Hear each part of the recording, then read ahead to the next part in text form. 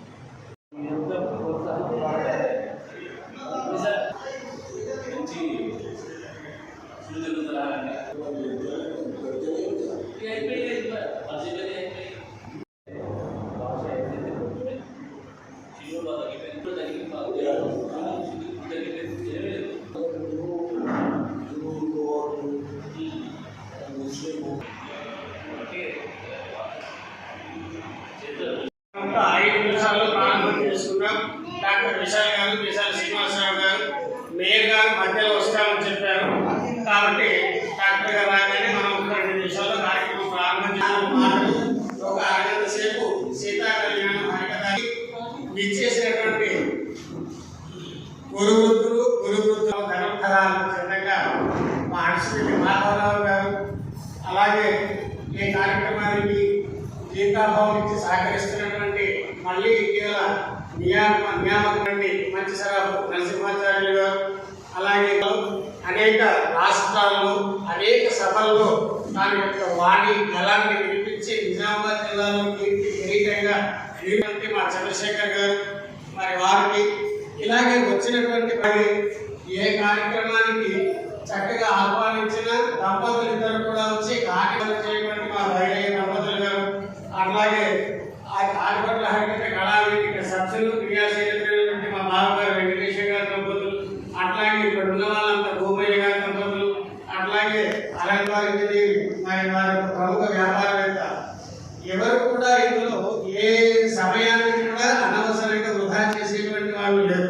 కాబట్టి అలాంటి వాళ్ళంతా కూడా వచ్చి ఈ కార్యక్రమాన్ని ఆశీర్వదించడం అంటే సామాన్య విషయం కాదు. అలాంటి మా అంజయ్ శెట్టి గారు, ఆ తర్వాత అట్లాగే ఉన్నటువంటి నిర్మల తిరుపతి దేవస్థానం హిందూ కూడా మనల్ని ప్రీత చేయడానికి సిద్ధంగా ఉన్నటువంటి అనేక రకాలుగా మరి మనం ఈ కార్యక్రమానికి విచ్చేసినారు. కాబట్టి మరి వారందరికీ వారి ముందుకి హరే శ్రీనివాస అంటూ ఆర్తితో భక్తితో ఆధ్యాత్మిక చింతనను పంచుతూ సమాజంలో తన యొక్క ఆధ్యాత్మిక భక్తి భావజాలాన్ని పెంచుతూ గృహస్థ ధర్మాన్ని స్వీకరించి ఆ ధర్మాన్ని ఈ ఆధ్యాత్మిక ధర్మాన్ని 2 వైపులా నిర్వహిస్తున్నటువంటి మహిళా మంత్రులకు కూడా మరోసారి మా నమస్కారాలు తెలియజేస్తున్నాం. ఎందుకంటే నేను రావడం చాలా కష్టం. ఎందుకంటే ఇంట్లో వంట వాకు కథ కాక అవన్నీ వదిలిపెట్టి ఇవాళ టీవీలో వచ్చే కార్యక్రమాలు చూడడం అంటే వాళ్ళు ఏమంటే మనం ఛానల్తో మార్చేస్తాం. అలాంటిది ఇంత దూరం వచ్చి ఈ కార్యక్రమాన్ని ఆస్వాదించడం అంటే అంత సామాన్యమైన విషయం కాదు. కాబట్టి మహిళలకు కూడా ప్రత్యేక ధన్యవాదాలు తెలియజేస్తూ అది ఈ కార్యక్రమంలో మా కూతురు వెంకటేశ్వరి గారి చిన్నారి చిరంజీవి ప్రదర్శన కూడా ఏర్పాటు చేస్తుంది. ఎందుకంటే కార్యక్రమానికి ముందు ఏదో కార్యక్రమం అడిగేటువంటి పరిస్థితి ఉంది. కాబట్టి ఆ యొక్క విద్యను పుచ్చుకొని ఏదో కొద్దిగా సంగీతం, కొద్దిగా సాహిత్యం, కొద్దిగా వేదపడడం, కొద్దిగా భగవద్గీత, కొద్దిగా హరికథ, కొద్దిగా నాటకం, ఇలా అన్ని కొద్దిగా చక్కగా కోటి కాలేజీలో వైద్యం నేర్చుకుంటున్నాడు, వోకల్ నేర్చుకుంటున్నాడు. తర్వాత మా కూతురు వెంకటేశ్వరి మా గుప్తా గారికి బాగా పరిచయం. ఎందుకంటే మేము గాయత్రి యజ్ఞం చేసే రోజుల్లో ఉంటుంది. అందుకని అది యజ్ఞం చేసే రోజుల్లో ఒకటి ఒక మహాయజ్ఞంగా అది భక్తి పడగట్టింది. కాబట్టి దానికి యజ్ఞశ్రీ అని పేరు పెట్టడం జరిగింది. అందుకని మా యజ్ఞశ్రీ ఇప్పుడు చిన్నారి మహాగణపతి అనేటువంటి చిన్న గీతంతో మనకు నృత్యం చేస్తుంది. ఇంకా మాకు ఇటీవలే ఒక వంశధారణ మానవుడు ఉద్ధరించాడు. వాడి పేరు వెంకట చక్రవర్తి. వారు ఎప్పుడు కూడా నేను చిన్నవాడు ఏడిస్తే అందరూ గౌరవపడతారు. కానీ నేను రామాయణం చెప్తే వాడు నిద్రపోతాడు. అందుకని వాడికి ఎప్పటి నుంచి హరికథ అంటే ఎక్కువ మక్కువ. కాబట్టి అలాంటి మా మనవడు, మా కూతురు, మా కుటుంబ సభ్యులు, అలాగే మా అక్కయ్య అందరికీ కూడా ఇది ఒక కుటుంబ పరిణామం లాగా ఆహ్వానించి మనం చేస్తున్నటువంటి ప్రేమాత్మకమైనటువంటి చిన్న కార్యక్రమం కాబట్టి దీనిని ఒక గంట సేపు మన కుటుంబంలాగా భావించి, ఇది మన కార్యక్రమంగా భావించి, దీనిని ఆస్వాదించి, ఈ కళారంగాన్ని ఆశీర్వదించి, ఈ కళను ప్రోత్సహించి, ఈ కళను మరింత ముందుకు తీసుకెళ్లాల్సినటువంటి అవసరం కూడా మా అందరి మీద ఉన్నటువంటి ఒక బాధ్యత మీ అందరికీ తెలియజేస్తూ కొద్దిసేపట్లో ఈ కార్యక్రమాన్ని మనం ప్రారంభించుకుందామని మీ అందరికీ సవినయంగా మనవి చేస్తూ కొద్దిసేపు పూర్తిగా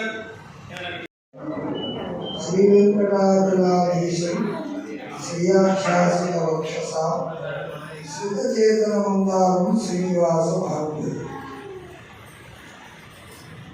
ఈరోజు ఆదిభట్ల హరికథ కళావేదిక. ఇలాంటి కళావేదికలే చాలా తక్కువైనాయి. ఒకవేళ వేదికలున్నా వాటికి ఉత్సాహ ప్రోత్సాహాలు ఇచ్చే భక్తులు లేదా శ్రోతలు తక్కువైనారని చెప్పాలి. కారణం మీడియా ప్రపంచంలో బాగా టీవీలు సీరియస్గా అతుక్కుపోయి ఇప్పుడు కూడా చాలామంది సీరియల్స్లోనే ఉండిపోయారు. ఎందుకంటే వాళ్ళు ఒకరోజు అది రాకపోతే ఉండలేదు. జీవన సంబంధాలన్నీ కృత్రిమంగా తయారయ్యాయి. దాని మూలకంగా జీవన ప్రమాణాలు తగ్గిపోయాయి. మనుషుల మీద అభిమానాలు సన్నగిలే. కారణం ఇవాళ రమణాచారి గారు 72వ జన్మదినోత్సవ వేడుకను ఆయన హైదరాబాద్లో ఉంటే చిరంజీవి గారు నిజామాబాద్లో ఆయన జన్మదిన వేడుకలు చేస్తున్నారు. ఎందుకు చేస్తున్నారు? ఆయన పార్టీకి సంబంధించిన వాడా, లేకపోతే ఏదైనా ఒక దాతృత్వం వహించి డబ్బులు ఇస్తున్నాడా, లేక ఇంకేదైనా చేస్తున్నాడా అని మనం అందరం కనుక ఆలోచన చేసినట్లయితే ఇవన్నీ తర్వాత విషయాలు. కానీ ఒక్క విషయం మాత్రం నిజం, ఆయనకి కళాకారులంటే అపరిమితమైన ప్రేమ. ఆయన ఒకప్పుడు మా టీటీడీ దేవస్థానానికి ఈవోగా పనిచేశారు. ఒక ఈవో అంటే ఐఏఎస్ ఆఫీసర్. నా cadre programme assistant. What we will take him by the TTD Devasthanam program in district level. We are giving assistance of that program. That's called program assistant. Not for man, not for anything. ఒక సొసైటీకి assistance అంటే సేవ. ఒక్క మాటలో చెప్పాలంటే తిరుమల తిరుపతి దేవస్థానానికి 2 జిల్లాలకు ఆర్గనైజర్ని అని చెప్పుకున్న దానికంటే సేవకుడిని అని చెప్పుకుంటే బాగుంటుంది. ఈ సేవాభావంతోనే చేస్తున్నాం కనుకనే పెద్దలందరూ ఇక్కడికి వచ్చిన తర్వాత ఆదరించారు, అభిమానించారు, ప్రోత్సహించారు, సహకారం అందించారు. కనుకనే ఆర్గనైజర్గా నిలబడగలిగాం. 17 సంవత్సరాలు చేయలేదు. అంటే నేను అనేది ఏంటంటే, ఒక రమణాచారి గారిని చూసుకుంటే ఆయన నేనెక్కడో ఖమ్మం జిల్లాలో వైరాలో జీవిస్తూ జీవనం కోసం ఉపాధ్యాయ వృత్తి చేస్తూ అక్కడి నుంచి ఒక వైరల్ కళాకారుడుగా ఖమ్మం జిల్లాలో ఉన్నానని తెలిసిన ఆయన భద్రాచలానికి రామచంద్రమూర్తి నువ్వు వెళ్ళాలి, వైరల్ మన తెలంగాణలో లేదనుకుంటున్నాను, నువ్వు వెళ్ళాలి అన్నాడు. అనగానే నిజంగా మాకు మధుర దగ్గర ఒక చిన్న పల్లెటూరులో దొడ్డదేవరకోడని అక్కడ జీవించేవాడు. That is border of Andhra Telangana. So నా చదువుంతా అక్కడ జరిగింది కాబట్టి ఆయన అన్ని విషయాలు తెలుసు. ఒకనాడు ఒక సభ దగ్గరికి వెళితే ఆయన గుర్తుపెట్టుకోవాలి. చూడండి, అంటే ఎక్కడ ఏ కళాకారులు ఉన్నారు, ఏ కళను మనం అభిమానించాలి, ఎవరిని అభిమానిస్తే మన అభిమానాన్ని నిలుపుకుంటారు. అది కూడా ప్రతి వాడు ఆలోచించే ఆలోచన ఇదే. ఆయన దిగొచ్చి బాగున్నావా అన్నారు. అనగానే నేనెవరో ఆయన తెలియదు, బాగున్నావా అంటారు ఏమిటి అని అనుకున్నాడు. నీ పేరు సీతారామచంద్రమూర్తి, ఇది ఖమ్మం జిల్లా, మీరు వైలన్ ఆర్టిస్ట్ అవునా? చూడండి, ఒక ప్రోగ్రామ్ అసిస్టెంట్గా నేను చాలా కింది కేడర్లో పనిచేస్తున్నాను, నాకు తెలుసయ్యా అని వచ్చి చేశారు. నమస్కారం రావుండి, ఇప్పుడు ఇక్కడ ప్రోగ్రామ్ అసిస్టెంట్గా చేస్తున్నారు. అవునా అన్నాడు.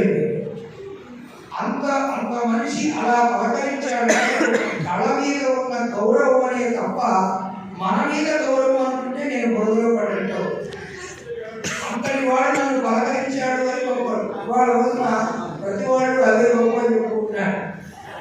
కాబట్టి నేను ప్రధానమంత్రి గారి పక్కన ఉన్నాను, అది పక్కన ఉన్నాను, ఈ పక్కన ఉన్నాను. పివి నరసింహారావు గారు ఒకప్పుడు ఎప్పుడో ఆర్ఎస్ఎస్ కార్యాలయానికి వస్తే వారికి ఏదో ఆయనతో ఏదైనా అడగాలనుకుంటే మాత్రం వాళ్ళనైనా అడిగేవాడు. వచ్చేసారా నన్ను మాట్లాడమన్నారు. క్షమించుకోకూడదు. ఎందుకు ఇవన్నీ మాట్లాడారంటే కళాకారులారా, వక్తలారా, ఇంకా లలిత కళాభిమానులారా, మీ అందరికీ చేసే విజ్ఞప్తి ఏంటంటే ఇలాంటి వాటిని ప్రోత్సహించారు.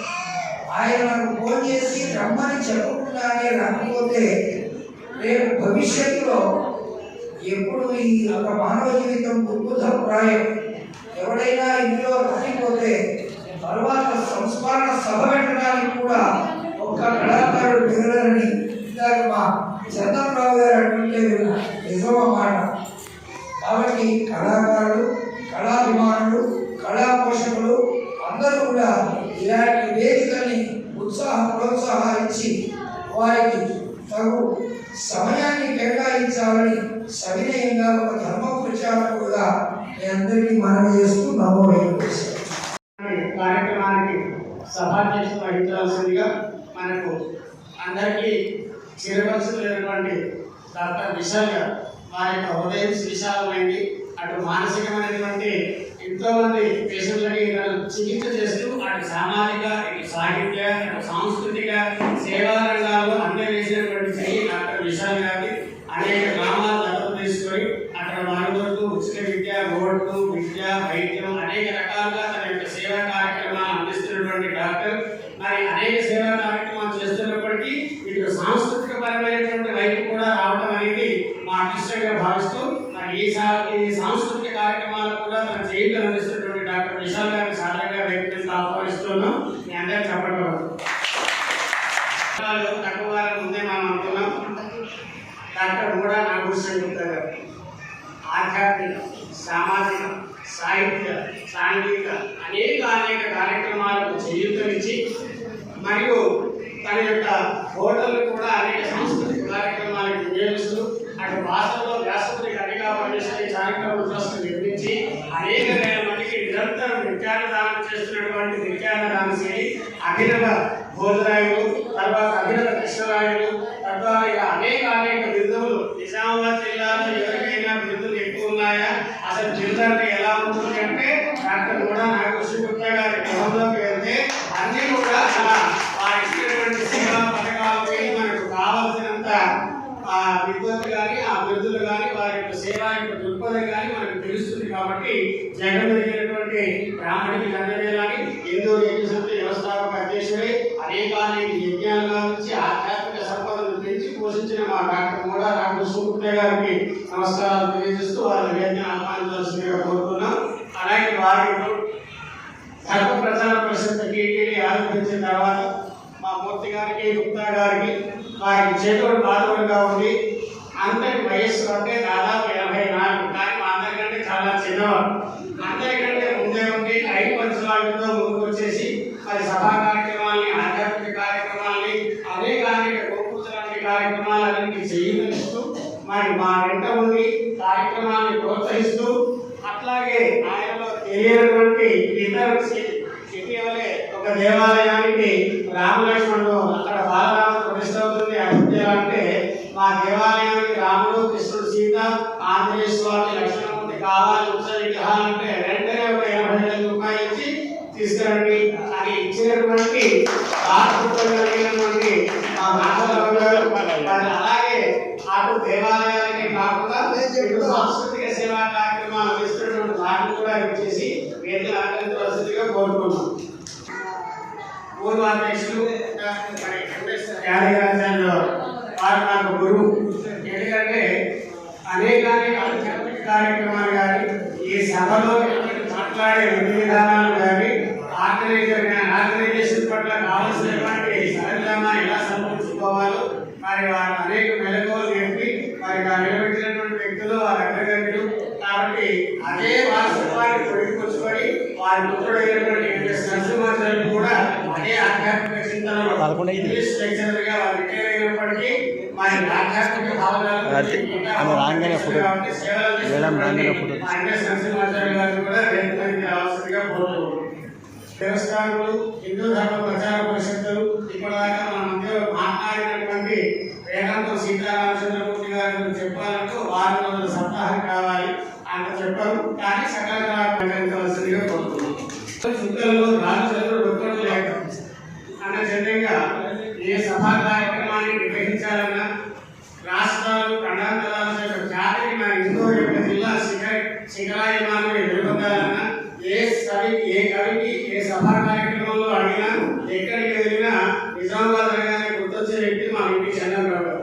చంద్రరావు గారు బాగున్నారంటే అడుగుతారు ఎక్కడికి వెళ్ళినా ఏ సభకి వెళ్ళినా. కాబట్టి ఈ జిల్లా చాటుకున్నటువంటి నేటి సభా సంక్రాంతి మా ఇంటి చంద్రరావు గారు ఇందులో సినారేగా ముందుగా పిలుచుకుంటాం కాబట్టి వారు పంచకంటే నిజంగా సినారే.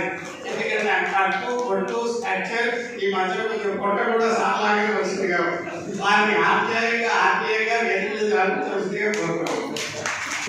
అనేక కళారంగ నిపుణులకు, సేవారంగ నిపుణులకు, ఆధ్యాత్మిక రంగ నిపుణులకు అనేక సమయాల్లో వారి వేదికను ఆలోచించి తద్వారా వేదికను నిర్మించి తగు ప్రోత్సాహాన్ని సత్కారాన్ని ఇస్తూ సన్మానం చేయడమే ఒక లక్ష్యంగా పెట్టుకున్నటువంటి మా ఈ చంద్రశేఖర్ గారిని కూడా వేదిక అలంకరించవలసిందిగా కోరుకుంటున్నాం.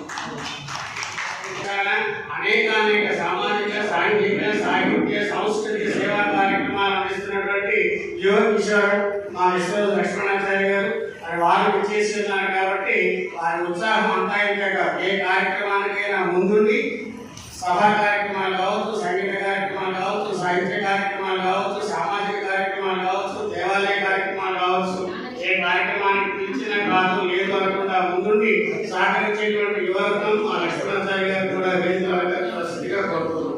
శ్రీనివాసరావు గారు మధ్యలో ఉన్నారు, వారి మధ్యలో జాయిన్ ఉన్నారు. కాబట్టి ఈనాటి కార్యక్రమాన్ని ప్రారంభించుకునే ముందు మరి జ్యోతి ప్రజ్వలంతో ఈ కార్యక్రమాన్ని ప్రారంభించుకుందాం.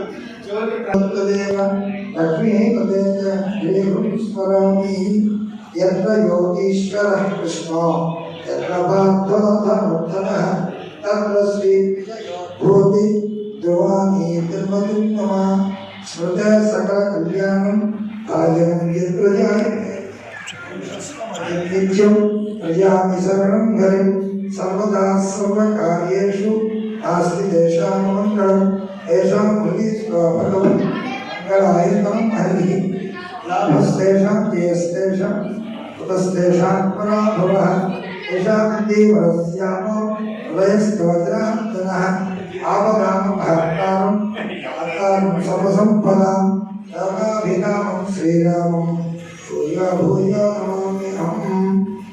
సాధ్యద్రవత్తి సత్యమధినాయోజి ప్రేమ ప్రధానమంత్రదీపం त्रैलोक्यप्रियाः प्रज्ञादिकं प्रयच्छामि देवाय परमात्मने.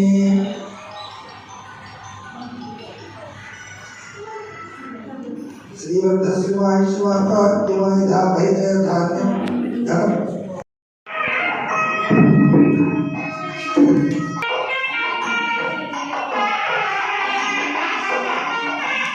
चिरंजीवी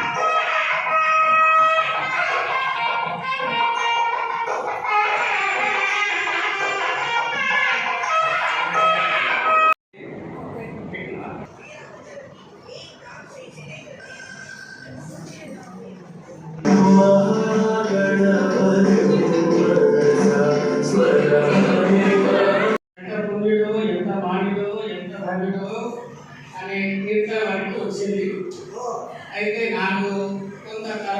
ప్రాక్టీస్ అయిన తర్వాత అది కూడా ప్రదర్శన పెడదామని అందరికీ సమయంగా మనవి చేస్తూ మరి ఇదే వేదిక మీద అధ్యక్షుల వారి కోరికతో ఈనాటి కార్యక్రమం దీని యొక్క ముఖ్య ఉద్దేశం ఏమిటి అంటే రమణాచార్య గారి 72వ జన్మదిన వేడుక.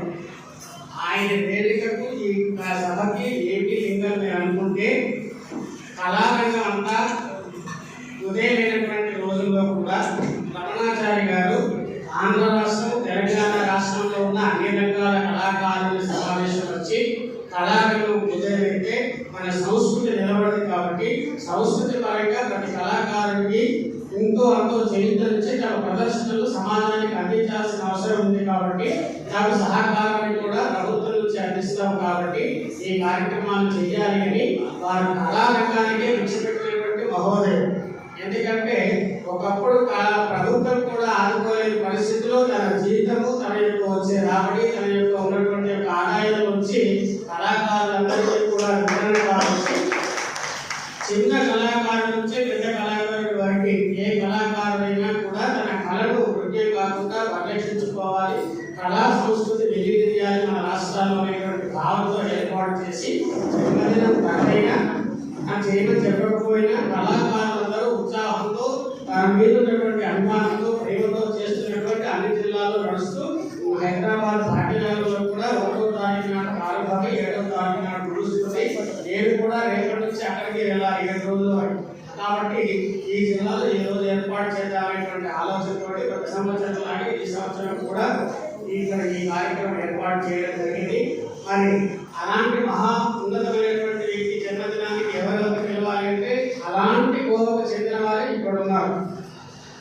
అందులో ఉన్నటువంటి గుణగణాలన్నీ కూడా ఇక్కడ వేదిక మీద ఉన్న వాళ్ళందరిలో ఉన్నాయి. విశాల డాక్టర్లు తమ విశాల హృదయంతో కళను ప్రోత్సహిస్తున్నారు. డాక్టర్ కూడా నాకు విశ్వవిద్యాలయం నుంచి ప్రత్యేకంగా చెప్పే పని లేదు. మరి వారు అనేక కళారంగాలను ప్రోత్సహిస్తూ ఏ చిన్న కార్యక్రమం ఏ కళైనా దాని ముందుంటాడు.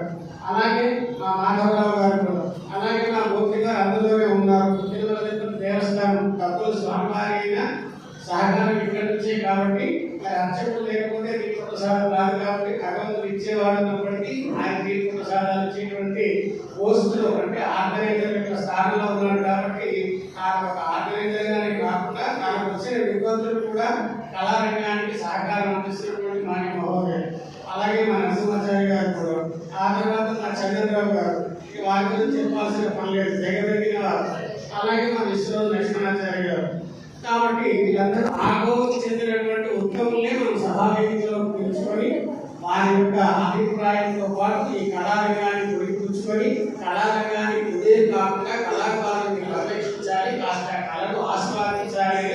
ఇంత వయస్సున్నటువంటి పెద్దవాళ్ళు కూడా 1 గంట సేపు సమయం నుంచి మన వేదిక దగ్గరికి వచ్చారు అంటే మరి భవిష్యత్ తరాల వారికి యువతను కూడా తీసుకురావాల్సినటువంటి అవసరం ఉందని అందరికీ నేను మనవి చేస్తూ మన పిల్లలకు తర్వాత మన కుటుంబానికి రామాయణ భాగవతాలు ఎంతో ఉపయుక్తం కాబట్టి హరికథ అనే కళ గ్రీష్మకాల వాపీజలం లాగా మన యొక్క ఎండిపోతున్నటువంటి చెరువులాగా ఉంది మన జిల్లాలో. కాబట్టి అలాంటి కళలో నేను చింతలు పట్టుకుని చిక్కలు వేస్తున్నటువంటి మహానుభావులు ఒక ఏకైక హరిదాసులు అని అనుకున్నాను కూడా దాకా.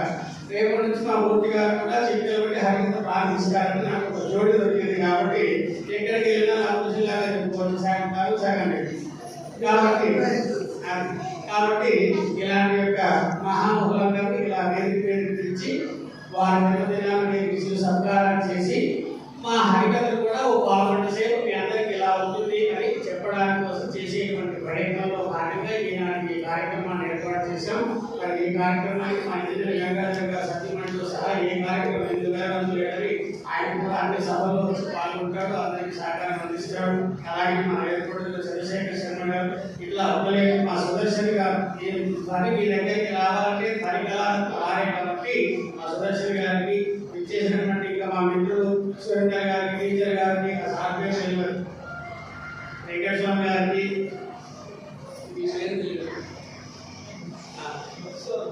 మసూదర్ గారికి, ఇలా మిగతా సభ్యులకి అందరికీ పేరు పేరున యోగాసానికి అందరికీ కూడా ధన్యవాదాలు తెలియజేస్తూ మరి ఈనాటి కార్యక్రమంలో మాట్లాడవలసిందిగా 4 మాటలు ఆశీర్వదించారు. చిరంజీవాచార్యుల వారు ఏ పనైనా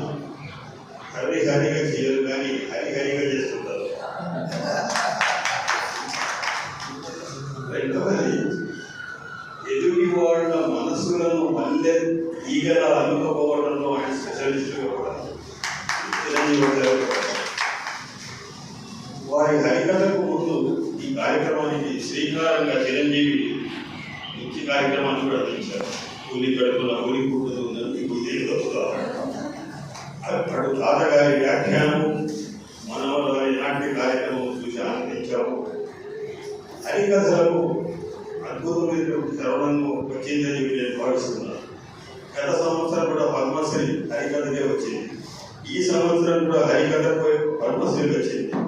ఏమో రేపు రానున్న రోజుల్లో నిజామాబాద్ కూడా పద్మశ్రీ వచ్చినాన్ని ఆశ్చర్యపోవడం, దాన్ని తీసుకురావాల్సిందిగా చిరంజీవాచార్యులను తీసుకురావాల్సిందిగా ఉదాహరణ మోసుకురావాల్సిందిగా వారిని కోరుకుంటూ వారికి సీతారామచంద్రమూర్తి గారి సహకారాన్ని కోరుకుంటున్నాను.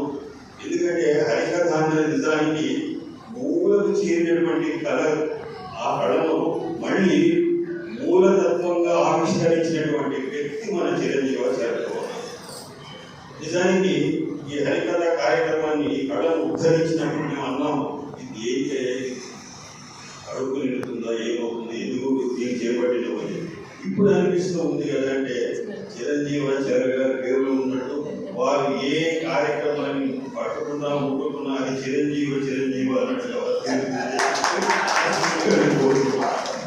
అట్లాగే వారు కేవీ రమణాచార్య గారి జన్మదిన ఉత్సవం చేస్తున్నారు. హైదరాబాద్లో వారు కార్యక్రమాన్ని వారం రోజులు చేసుకున్నారు. ఇక్కడ కూడా కేవీ రమణాచార్య గారి జన్మదిన మహోత్సవాన్ని జరపడం చాలా సంతోషకరమైన విషయం. ప్రాంతాలు వేరైన అంతరంగం ఒక్కటేనన్న అన్నారు నారాయణ రెడ్డి గారు. ఆంధ్ర తెలంగాణ వేరైనప్పటికీ కూడా రమణాచార్య గారి హృదయము రమణీయమైనటువంటి హృదయం వారికి. అటువంటి రమణాచార్య గారి కళా హృదయానికి మనం చేయగలిగినటువంటి కార్యక్రమము ఇటువంటి మహోత్సవాలు చేసుకోవడం. రవీంద్ర భారతిలో ఆయన జన్మదినోత్సవం వైభవంగా జరుగుతుంది. కానీ ఇక్కడ మనం చేసుకోవడం అనేది చిరంజీవాచార్య గారి యొక్క ప్రోగ్రాం జరుగుతుంది. ఇక రెండవది ముఖ్యమైనది, ఈరోజు ఈ వేదిక మీద నిజామాబాద్లో తెలుగు వెలుగు సాంస్కృతిక సమర్థత స్థాపించి గత 43 సంవత్సరాలుగా కొన్ని శతాధిక కళాకారులను పిలిచి సన్మానించినటువంటి వ్యక్తి, అందరినీ ప్రోత్సహించేటువంటి ఆప్త మిత్రులు, తెలుగు వెలుగు సమాఖ్య వ్యవస్థాపకులు శ్రీ ఒక్కసం చంద్రశేఖరరావు గారికి ఈరోజు ఈ వేదిక మీద మీ అందరి సమక్షంలో ఒక పురస్కారాన్ని చిరంజీవాచార్య గారు అందిస్తారు. ఆ పురస్కారానికి పూర్ణ యోగ్యత ఉన్నవారు ఎవరు? చంద్రశేఖర్ గారు. వారికి ఈరోజు సన్మానిస్తూ ఈ ఆదిపట్ల కళావేదిక పక్షాన అందిస్తున్న పురస్కారము మెగా మాస్టర్గా ఇప్పుడే అందింది. చాలా సంతోషంగా ఒక టీచర్గా, ఉపాధ్యాయుడిగా చంద్రసార్ అంటే తెలియని వారు లేరు, చంద్రుడు తెలియని వాడు, చంద్రసార్ తెలియని వాడు ఉండరు. కారణం ఏమిటి అంటే వానలో తడవని వాడు, చంద్ర పేరు వినని వాడు ఎవరు ఉండరు. కాబట్టి వారికి ఈరోజు ఈ సన్మాన కార్యక్రమాన్ని తలపెట్టినందుకు చిరంజీవాచార్య వారిని అభినందిస్తూ ఈ కార్యక్రమంలో పాల్గొనడానికి నన్ను ఆహ్వానించినందుకు ధన్యవాదాలు. మరొకసారి చంద్ర గారికి శుభాకాంక్షలు, చిరంజీవి గారికి అభినందనలు. వారు నన్ను కొట్టానికి నాగరెడ్డిగా వచ్చారు, చాలా సంతోషం. ఎందుకంటే వారి పట్టుదల రాలేదు కానీ పట్టుదల వచ్చిందని చెప్పి చాలా సంతోషంగా. ఎందుకంటే నాగరెడ్డి గారు నేను బాగా జీర్ణం చేస్తున్నాను కాబట్టి ఆ పట్టుదల రావాలి. చాలా మంది ఈ వేదిక మీద ఇక్కడి నుంచి అక్కడ వరకు కూర్చున్న వాళ్ళంతా పట్టభద్రులు. నేను ఒక్కడి నేను కాలేజీకి వెళ్ళలేదు, నేను ఒక్కడే పట్టభద్రుడు. ఎందుకంటే వాల్మీకి పుట్టలో తెచ్చాడు, చంద్రకోసారి పొట్టలో చూస్తాయి కదా. అందుకని నేను అనంతాన్ని మనకు కలిగేదా భావించాల్సిందే. ఇప్పుడు ఈ కార్యక్రమానికి చేసిన అందరికీ secretaries Chandrasekhar garu and father sorry and Sitarama Sastri garu Narasimhacharya గారు, చంద్రరావు గారు, వెంకటేశ్వర గారు, అందరికీ ఈ కార్యక్రమాన్ని చేసిన అందరికీ నమస్కారాలు. చాలా మంచి కార్యక్రమం. ఎందుకంటే రెగ్యులర్గా మేము డాక్టర్స్ కాబట్టి పేషెంట్ చూడడం కానీ తర్వాత డిఫరెంట్ అవేర్నెస్ యాక్టివిటీలో పార్టిసిపేట్ చేయడం అనేది కామన్. కానీ నిరుద్యోగాలకు పరిచయం అయిన తర్వాత ఏంటంటే ఇలాంటి హరికథా గానం ద్వారా ఎంతోమంది చైతన్యవంతం చేసే విషయం అనేది నాకు చాలా హ్యాపీగా అనిపించింది. ఒకే విధంగా చంద్రబాబు సార్ చెప్పినట్లు పద్మశ్రీ డెఫినెట్గా గతంలో పద్మశ్రీ ఏంటంటే ఎక్కడో ఒక గొప్ప వాళ్ళు ఎక్కడో చాలా ఫేమస్ అయిన వాళ్ళు అట్లా ఉండేవాళ్ళు. కానీ ఇప్పుడు మనకి ఏంటంటే నిజంగా ఎక్కడైతే సొసైటీలో వర్క్ చేస్తున్నారో వాళ్ళకి ఇవ్వడం అనేది ఇప్పుడు మనం 5 సంవత్సరాలు నేను చూస్తున్నాం. సో డెఫినెట్గా నేను ముందుగా అడ్వాన్స్ కంగ్రాచులేషన్ చెప్తున్నాను. సో డెఫినెట్గా మీరు పద్మశ్రీకి అర్హులు. అండ్ నేను సజెషన్ సమయం తక్కువ ఉంది కాబట్టి నేను చిన్న సజెషన్ అనుకుంటున్నాను.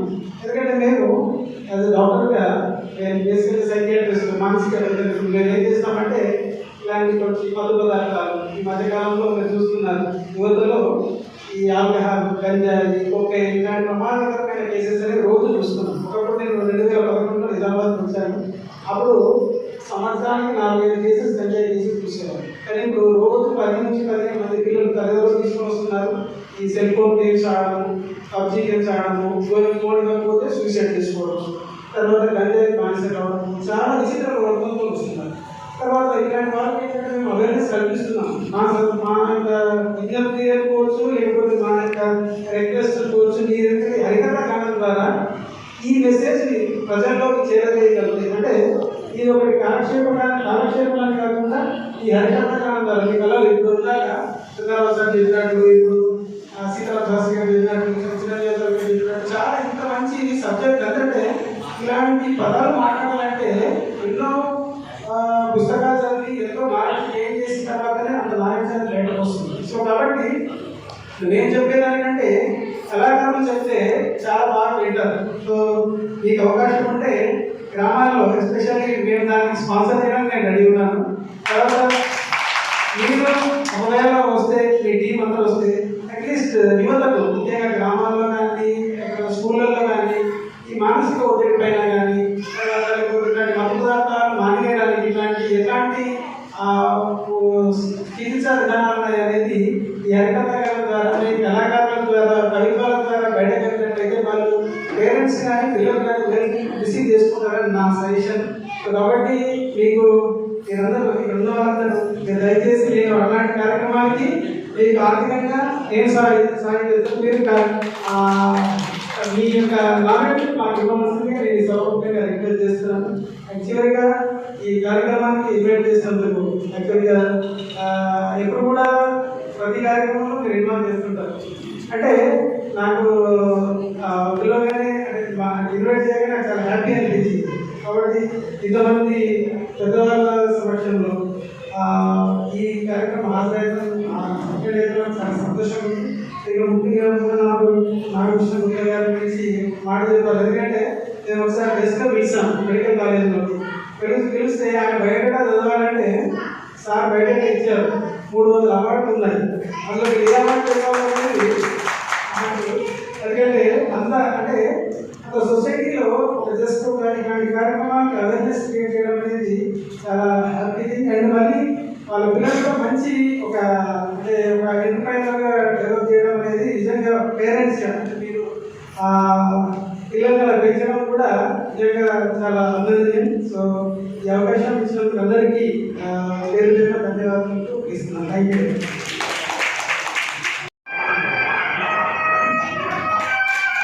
చిరంజీవి సార్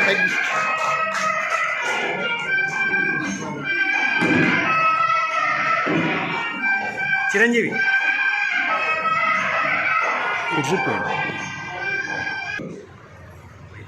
మైకో చంద్ర సార్ వారికి ఆదిభట్ట హరికథ కళావేదిక నిజామాబాద్ సమర్పిస్తున్న పురస్కార సన్మాన పత్రం. వారికి అందజేస్తున్న పురస్కారం మెగా మాస్టర్ అందరి వాడు ఆత్మీయతకు మారు పేరు, స్నేహానికి మరో పేరు ఒక్కసం చంద్రశేఖర్ గారు. దశాబ్దాల ఘన చరిత్ర గల విఖ్యాత తెలుగు వెలుగు సాంస్కృతిక సమాఖ్య వ్యవస్థాపకులు శ్రీ చంద్రశేఖర్ గారు. ఏ రంగంలో వారినైనా ప్రబల ప్రతిభ కనబడితే చాలు వారిని శహవాసని భుజం తట్టి ప్రోత్సహించే చంద్రశేఖర్ గారు. ఒకరినా ఇద్దరినా శతాధిక కవులను కళాకారులను పిలిచి పీట వేసి ఘన సన్మానాలు చేస్తున్న మన చంద్రశ వెంకటేశ్వర విద్యాలయంలో ఉత్తమ బోధకులుగా ప్రబలించి అసంఖ్యాక విద్యార్థులను యోగ్యులుగా తీర్చిదిద్దిన శిల్పి మన చంద్రశ. ఉమ్మడి తెలుగు రాష్ట్రంలో రాష్ట్ర స్థాయి ఉత్తమ ఉపాధ్యాయ అవార్డు, కళల కాణాచి విజయ అవార్డు వేదికగా సాహితీ చక్రవర్తి పురస్కార గ్రహీత మన చంద్రశేఖర్ గారు. ఒక కృష్ణమూర్తి కమలమ్మల ముద్దుబిడ్డగా లక్ష్మీ సౌభాగ్య గారితో మాణిక్యాలను కావించి మానస భాగవీయ కన్నతండ్రిగా రాణించి హిందూలు మొదలుకొని దశ దిశలా ప్రకాశిస్తున్న మా చంద్రశేఖర్ గారి సాంస్కృతిక సేవలను ప్రశంసిస్తూ కవుల కళాకారుల పుర ప్రముఖుల సమక్షంలో ఘనంగా సన్మానిస్తూ సమర్పించిన పురస్కార సన్మాన పత్రము సమర్పణ ఎస్ చిరంజీవాచార్యులు, వ్యవస్థాపక అధ్యక్షులు, ఆర్యవేద హరికథ కళావేదిక, నిజామాబాద్. ఇప్పటికే చంద్రశేఖర్కు ముందు ఉన్నటువంటి బిరుదు మెగా మాస్టారు.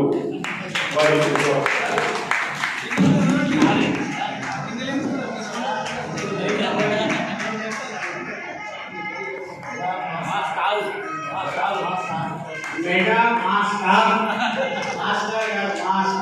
అంటే మా నక్షత్రం. ఇది నేను రచయిత మనందరికీ చేరవలసిన అభినందన చందన మందారాలు పూజించేటువంటి వారి మహోదయ సభా సంక్రాంతి చంద్రరావు గారి అక్షరం అయ్యా ధన్యవాదాలు.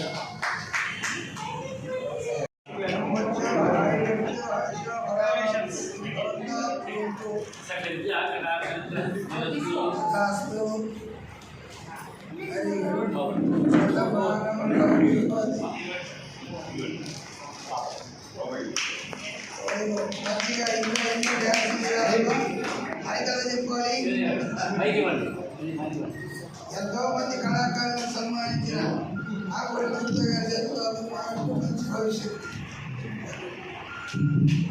ఈనాటి ఈ కార్యక్రమానికి విచ్చేసినటువంటి పెద్దలు, సాంస్కృతిక రంగంలో భీష్మాచార్యులైనటువంటి నాగభూషణ గుప్త గారు, అలాగే ప్రఖ్యాత మానసిక వైద్యులు శ్రీ విశాల్ గారు, మా మిత్రుడు శ్రేయోభిలాషి అత్యంత ఆప్తుడు చంద్రరావు గారు, అలాగే రామచంద్రమూర్తి గారు, అలాగే నరసింహాచార్యులు గారు, వీరందరూ కూడా ఇంకా వేదిక మీద ఉన్న వారి యొక్క పేరు పూర్తిగా తెలియడం లేదు.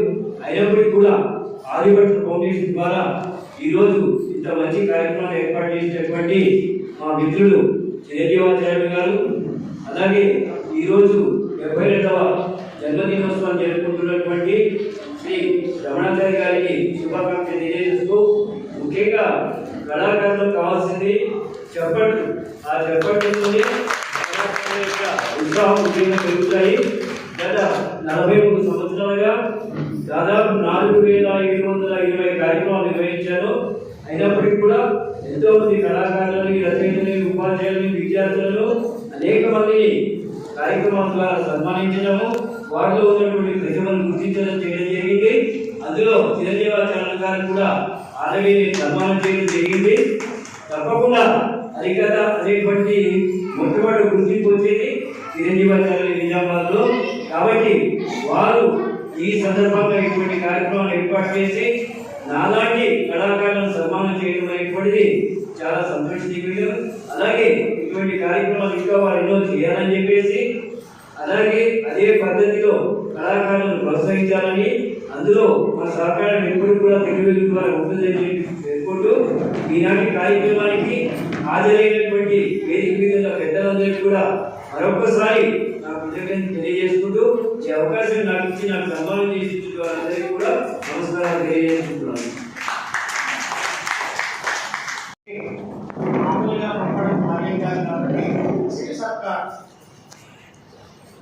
ఈ కార్యక్రమంలో భూషణ్ గారు, మా వెంకటేశ్వర గారు, మా కళ్యాణ్ గారికి అందుకే కూర్చోబెట్టినండి నేను తిరగడం బాగుంటుంది.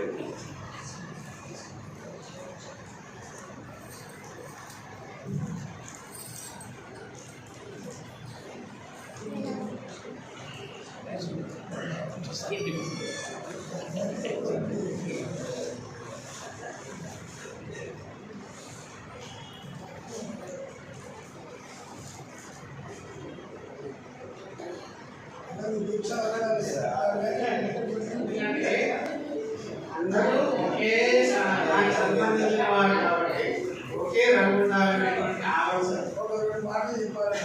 మీరా చెప్పండి, నేను ధన్యవాదాలు చెప్పి నిస్మార్చుకుంటే ఈ లోపు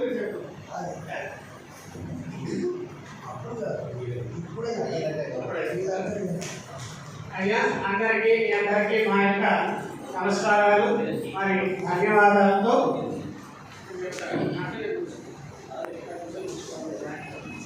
విషయం ఏంటంటే మనం ఇవాళ వచ్చేసాం, చేసేసాం, వెళ్ళిపోయాం, ఏదో సెలవు కప్పేశారు, సన్మానం చేశారని కాకుండా హరికథ కళను బ్రతికించాలంటే ఇవాళ ఏదో మన రమణాచారి గారి యొక్క బర్త్డే సందర్భంగా చేయడమే కాకుండా మీ ఇళ్లలో బర్త్డేకి కేకులకి వాటికి ఖర్చు పెట్టేదానికంటే అందుకోసం ఈ కళాకారుని కాపాడుకోవాలి, ఇంకా కళా ప్రోత్సాహం జరగాలి. అయితే ఈ హరికథ అనేది సర్వకళల సమాహార కళ. రేపు ఏప్రిల్ నుంచి ఇక్కడే ఒక హరికథ పాఠశాల కూడా పెట్టి అందరికీ నేర్పుదామని ఒక నిర్ణయం తీసుకున్నారు. కారణం ఏంటంటే హరికథ సర్వకళల సమాహార కళ. ఒక నృత్యం ఉండాలి, అభినయం ఉండాలి, పాత్రౌచిత్యం ఉండాలి, తర్వాత ఇతిహాసం తెలిసి ఉండాలి. వాళ్ళ తెలియక హరికథలు చెబుతున్న వారి గురించే వాళ్ళ రామాయణం గురించి ఎన్ని చర్చలు జరుగుతున్నాయో చూసారా? కనుక మూల రామాయణాన్ని తీసుకొని, మూల భారతాన్ని తీసుకొని దాన్ని హరికథ చేస్తే ఒక అవకాశం, ఒక సంపూర్ణమైన అవకాశం కూడా వచ్చింది. ఇటు రిటైర్మెంట్ దగ్గరకు వచ్చింది. అంటే సర్వాలయ హరికథ పాఠశాలలో కళాశాలలో లెక్చరర్గా రమ్మని వచ్చింది. కానీ అక్కడికి పోకుండా ఇక్కడ నన్ను 17 ఏళ్ల పాటు కరుణెప్పల్లో కాపాడుకున్న నిజామాబాద్లో ఉండాలని ఒక నిర్ణయం తీసుకొని, కారణం మనకు వచ్చిన విద్యలు అందరికీ నేర్పాలి అన్నది ఒక ఆశయం. సరే, ఆశయం ఎంతవరకు నెరవేరుతుందో తెలియదు, కానీ మనమందరం ఈ రోజు నుంచి తీసుకోవాల్సిన నిర్ణయం ఏంటంటే మన ఇళ్ళల్లో బర్త్డే జరుగుతాయి, పెళ్లి రోజులు జరుగుతాయి. ప్రతి ఇంట్లోనూ కూడా ప్రతి వాడికి ఒక 100 మంది తెలిసిన వాళ్ళు ఉంటారు. మన జిల్లాలో మంచి పండితులు గణపతి అశోక్ శర్మ గారు నిన్న మాట్లాడితే 100 మంది 150 మంది వచ్చి కూర్చొని 5 నిమిషాల్లో వెళ్దాం అనుకున్న వాళ్ళు గంటన్నర అక్కడి నుంచి లేవాలి. ఏమో ఇక్కడ ప్రత్యక్ష సాక్ష్యం కూడా ఉన్నారు. ఇది వాళ్ళు ఏదో అతిశయంగా చెప్పడం అంటే విషయ పరిజ్ఞానం ఉన్నటువంటి ఉపన్యాసకులు ఉన్నారు. అలాంటి యొక్క ప్రవచనాలు ప్రోత్సహించడం, తర్వాత భజన కార్యక్రమాలు ఇవాళ వాళ్ళు చక్కగా రమ్మంగానే భజన పాటలు చక్కగా పాడారు. అక్కడ పాడి ఇక్కడికి వచ్చారు. ఎక్కడ పాడినా ఒక ఆ భజన కళాకారులను భజన అంటే తక్కువే కాదు. నామస్మరణ ధన్యోపాయం నైపశ్యామ బోధనే. ఈ ప్రపంచంలో మానవుడిని కాపాడేది ఇక్కడికి మనం గీతాభవన్లో ఉన్నాం. ఈ గీతా శాస్త్రాన్ని కూడా ఉపన్యాస రూపంలో రోజు చెప్తూనే ఉన్నారు. ఇక్కడ మంగళవారం, శుక్రవారం నాడు ప్రవచనాలు జరుగుతున్నాయి. ఇక్కడికి వచ్చి భగవద్గీత అంటే ఒక్కొక్క శ్లోకం వస్తుంది. 2 సంవత్సరాలు మనం అలవాటు చేసుకున్నామంటే 700 శ్లోకాలు వస్తాయి.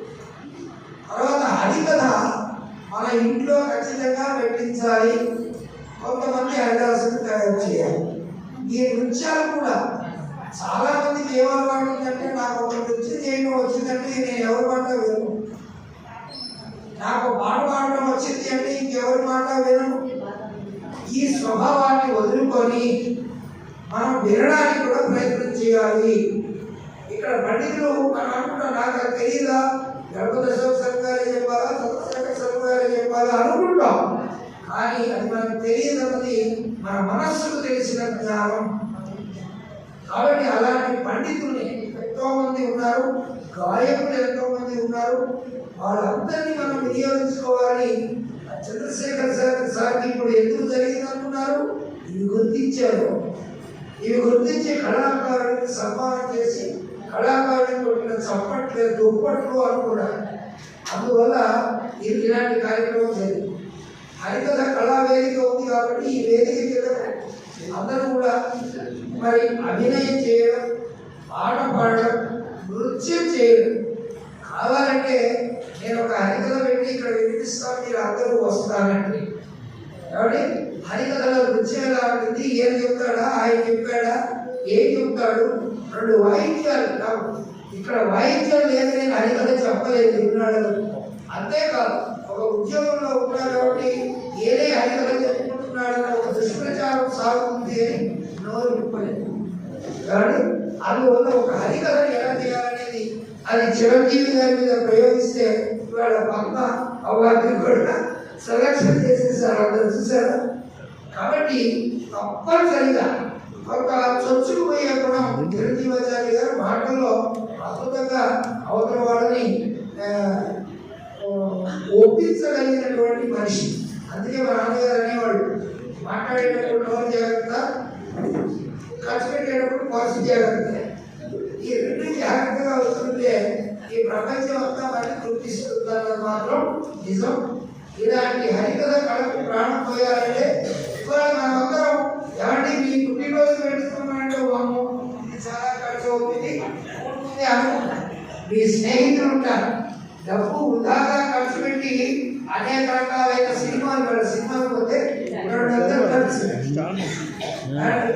100 రూపాయల కోసం మాట్లాడాలి, తీసుకోవాలి అన్నది ఆయన కోరిక. మన ఈ కళావేది వాళ్ళు ఈ యొక్క పరమార్థం కూడా అదే. ఏదో మాకు సన్మానాలు ఏవో ఇక్కడ కూర్చోబెట్టమో కాదు. ఇప్పటిదాకా మన పెద్దలు కూడా నాకు కాదు, వాళ్ళు కూడా చెల్లి యాగ చేసి 3 రోజులు కార్యక్రమాలు పెట్టారు. అందరినీ కళాకారులు పంపించి ఎంతమందికో ఆ చేతితో ఎంతమందిని సంస్కరించారో.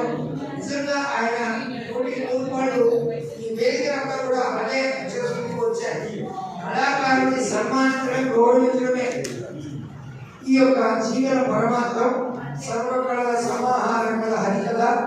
మరి ఆ హరికథను మన చిరంజీవాచార్య గారు కాసేపు చూపిస్తామంటే మా విశ్వనాథ్ గారు ఏ టైంలో ఇప్పుడు ఆయన కూడా కొంతమంది మృదంగా నేర్పుకున్నాడు.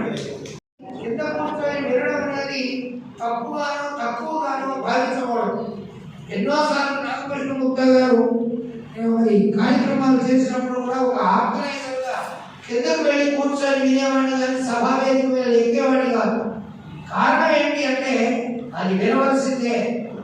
అక్కడ ఆయన ఎంతో మంది పండితుల్ని, కవుల్ని మరి ఎన్నో ఉత్సవాలు చేశారు. అలాంటి సమయంలో అన్ని పిలవలేదు, మరి ప్రోటోకాల్ చూసుకొని నేను ఇలా వినేవాడినా, నాకంటే గొప్పవాళ్ళ వేదిక మీద ఉన్నవాళ్ళు అని ప్రశ్నించుకునేదానికంటే ప్రతి కళాకారుడికి ఏదో ఒక రోజు ఇక్కడికి వచ్చే రోజు వస్తుంది. కాబట్టి ఆ కళాకారుడు అప్పటిదాకా వేసి ఉంది దాన్ని స్వీకరించాలని, అట్లాంటిది దానికి వేదిక కావాలని కోరుకుంటూ మరి చిరంజీవాచార్య తయారై ఉంటారు, నేను తయారవ్వాలి. ముఖ్యంగా ఒక ఇంకా భవిష్యత్తులో ఎన్నో విజయాలు సాధించాలని, జనుల భక్తుడి కనుగొని ఒకటిగా పుత్రోత్సాహం పోరాడు తెలుస్తుంది. ముందు సెలవుగా పోయి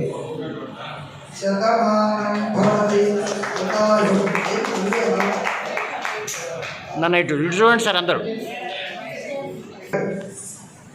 శతమానం భవతి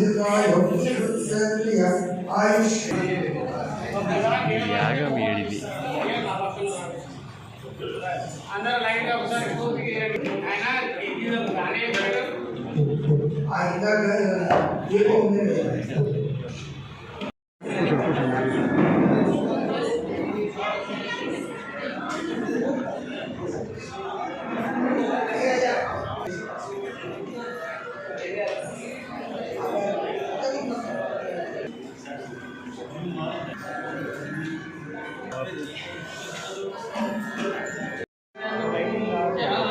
ఏం చేస్తారు ఇక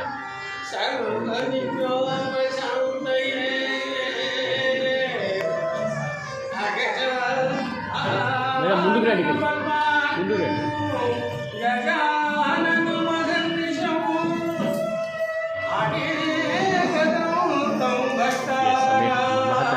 ముందుకు రాము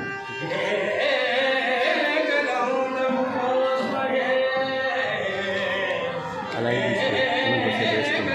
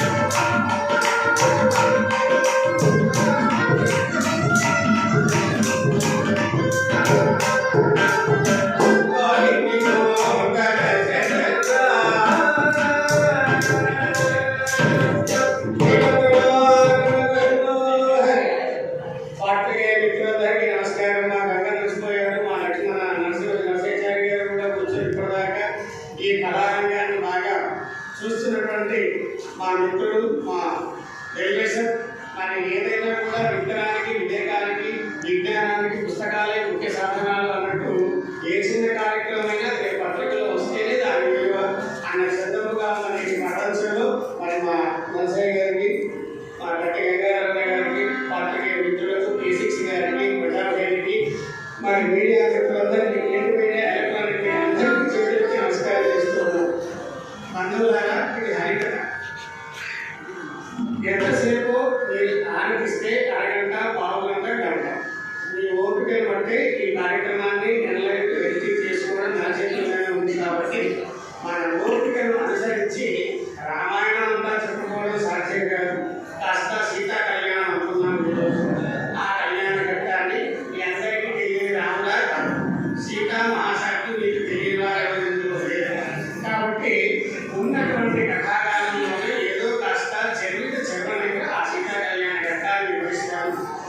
మరి ఈనాడు హరికథా గానాన్ని వినడం అంటే అంత ఆశామాషి కాదు.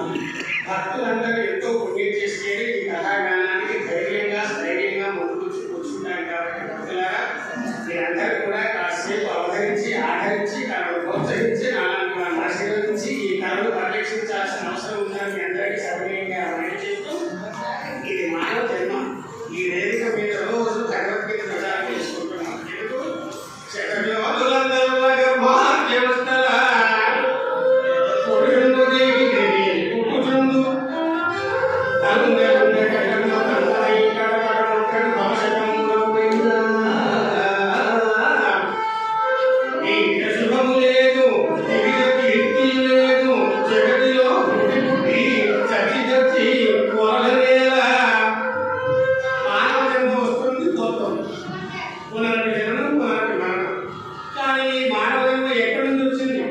ఎన్ని పుణ్యాలు చేస్తే లభించినటువంటి మానవ జన్మ.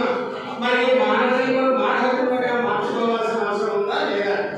నరుడు నారాయణుడు కావాలా వద్దా? చెరుడు జనార్దనుడు కావాలా వద్దా? ఇవన్నీ కూడా మానవుడు ధర్మబద్ధంగా సంచరిస్తే ఇన్ని లాండ్ ఆర్డర్స్ కానీ, ఇన్ని న్యాయవాద ఒప్పులు కానీ, తర్వాత ఇంత రక్షణ పడతాయి కానీ అలా అన్ని అవసరం ఉందో. ఆ రొట్టె మీద పడవేసుకున్నటువంటి 500 రూపాయల కాగితం పడవేసుకున్న వాడు వచ్చి తీసుకునేంత వరకు అనుమతి రొట్టె మీద కనుక ఉందనుకోండి, ధర్మం 4 పదాలు ఉన్నట్టు. ఇక మనకు న్యాయం, ధర్మం, శైలం, రక్షణ ఇవన్నీ అక్కర్లేదు. కానీ క్రమేణీ మానవ జన్మ స్వార్థపూరితంతో అలా వెళ్తుంది. కలి ప్రభావం బాగా ప్రహరించి మానవుడు స్వార్థ చింతన ద్వారా ఈ యొక్క దివిజ కీర్తిలు, ఐహిక ఆముష్మికాలకు దూరం అవుతున్నారనేటువంటి భావంతో ఈ యొక్క భారత భాగవత రామాయణ ఇతిహాసాలని మానవుడు మానవీయుడిగా జన్మించాలి, మానవుడు మాధవుడు కావాలి, చెరుడు జనార్దనుడు కావాలి, నరుడు నారాయణుడు కావాలి అంటే ఏం చేయాలి? రామాయణం వినాలి. ఎందుకు?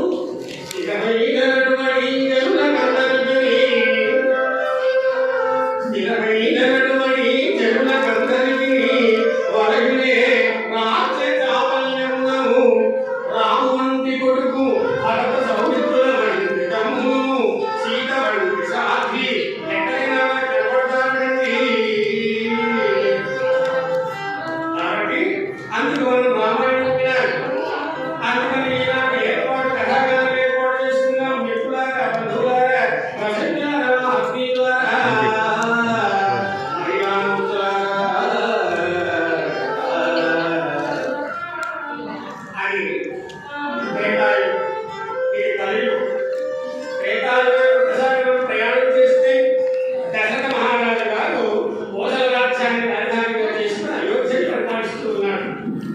అయోధ్య అంటే యోధవరం సైతం ప్రవేశం అధికారైనటువంటి మహత్తరమైనటువంటి ఒక రక్షణ చాతుర్యం కలిగినటువంటి నగరం.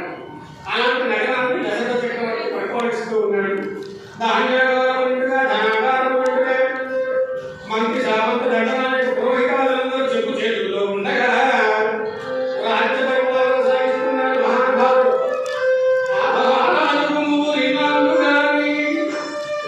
ఒక భార్యమైన సంతానం ఉండే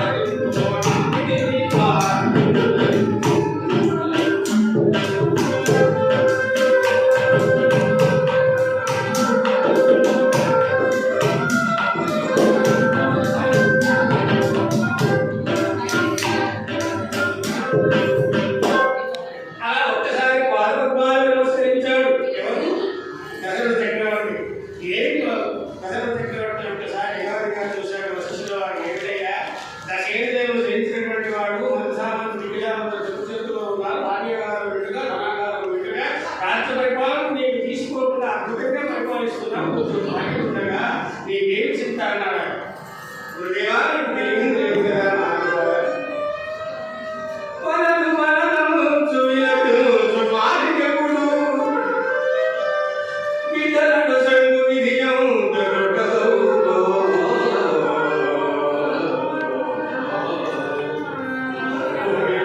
ఆటలు పడుతున్న వారికి ఒక్క బిడ్డ నిన్నడు విధి ఏమి చిత్రముకో. చూసారా 60,000 సంవత్సరాలు పట్టుకుందిగా రాజ్య పరిపాలన చేశాను కానీ నాకు ఇంతవరకు అదే నాకు చింత. ఇచ్చి దశరథ నీకు సంతానం కలుగుతుందని అన్నాడు వశిష్ఠుల వారు. ఎందుకు? ఆయన బ్రహ్మనిష్ఠుడు, వేదాంతవేత్త, బ్రహ్మర్షి, సాత్విక సంపన్నుడు. అలాంటి మహానుభావులు ఎప్పుడైనా మన ఇంటికి వచ్చి ఒక కోరిక అడిగితే అవుతుంది అంటే చాలు, ఆ వాక్సిద్ధ్య ప్రకారం జరిగి తీరుతుంది. కాబట్టి బంధువులారా, అలా మహానుభావుడు వశిష్ఠుల వారు నీకు సంతానం కలుగుతుంది అనేటప్పటికీ దశరథుల వారికి అనుమానం వచ్చింది. ఏమిటి మహానుభావ, ఈ వయసులో సన్మాన? ఇప్పుడు నా వయసు ఎంతో తెలుసా? 60 ఏళ్ల వచ్చరములు కొడున నాకు ఆలు మల్లిన ఆలు బజరకే మోనలిగే తెలుమా. తోడుకే ముందు ఆలు మల్లిన ఆలు బజరకే మోనలిగే తెలుమా. ఆలు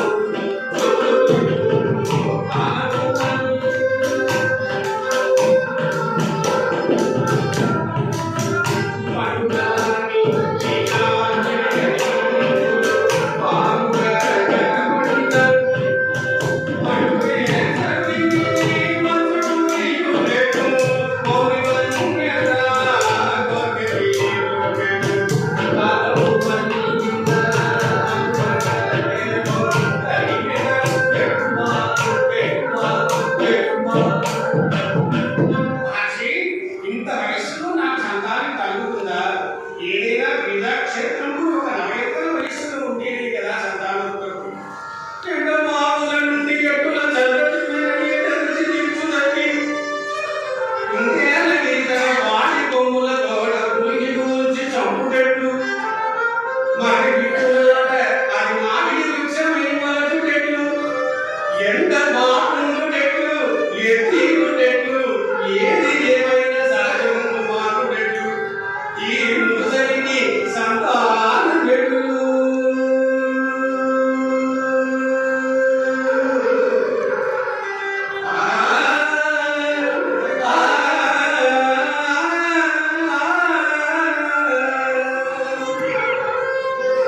ఏది ఏమైనా సహజం మారుతుందా స్వామి? ఇక పద్యానికి మళ్ళీ అర్థం చెప్పాలంటే చాలా లేదు సార్. మీకు పద్యభావం అర్థమైపోయింది కాబట్టి నేను నిర్దేశనంతా మళ్ళీ తెలియజేస్తే కష్టం అయిపోయింది. అదంతా మాసిస్తున్నట్టు చెప్పుకోవాలి. కాబట్టి బంధువులారా నాకు సంతానం ఎలా కలుగుతుందన్నాడు. తప్పకుండా కలుగుతుందన్నాడు వశిష్ఠుల వారు. ఉత్తరగౌరిష్ఠ యాగం చేయమని ఆదేశించాడు. ఆ యొక్క యాగాన్ని వెంటనే మంత్రి సామంత రంగనాథుడు పురోహితాదులతో సమావేశపడి సమాలోచన గావించి ముహూర్తాన్ని నిశ్చయించి సరైన ప్రాంగణంలో వచ్చే పనులు తీర్చాడు. అద్భుతంగా యాగశాల ప్రవేశం చేశాడు. అన్నదానము గడింపదలియోదు, వస్త్రదానము గడింపవశములోదు, దివ్యదానములు గడింపదలుగోదు, ఆర్యవద భౌతికే ఎక్కువాలోని అన్నదానము భూదానము వరానము సువర్ణ హిరణ్య దానములను ఆచరించుకుంటూ మహానుభావుడు యాగశాల ప్రవేశం చేశాడు.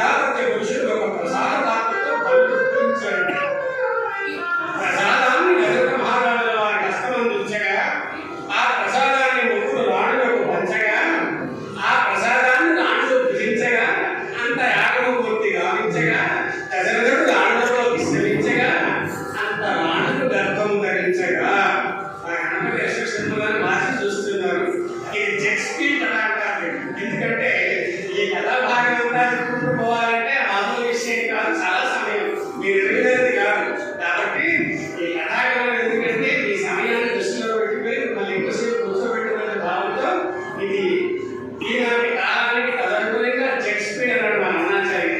కాబట్టి రాళ్ళు ధరించగా ప్రసూతి కార్యక్రమంలో ప్రవేశం చేశారు. రాళ్ళు ఆశించడంతో సేవా కార్యక్రమాలు చేస్తున్నారు. ఆ ప్రసూతి కార్యక్రమంలో ఉన్నటువంటి రాళ్ళకు ఏమాత్రం ఇబ్బంది ఆయాసం కలగకుండా ఆజ్ఞల మీద ప్రేమ ఉన్న ప్రతి భర్త భగవద్నామం చేస్తాడు. ఎప్పుడంటే నాకు హాస్పిటల్స్ వచ్చాయండి మిత్రులారా, నొప్పి తెలియకుండా ప్రసవం అవుతున్నారు, ఇబ్బంది 10 రూపాయలు మనవి కాబట్టి సార్. కానీ అలాంటారు దానికి పరమాత్మను నమ్ముకున్నారు. ఆయన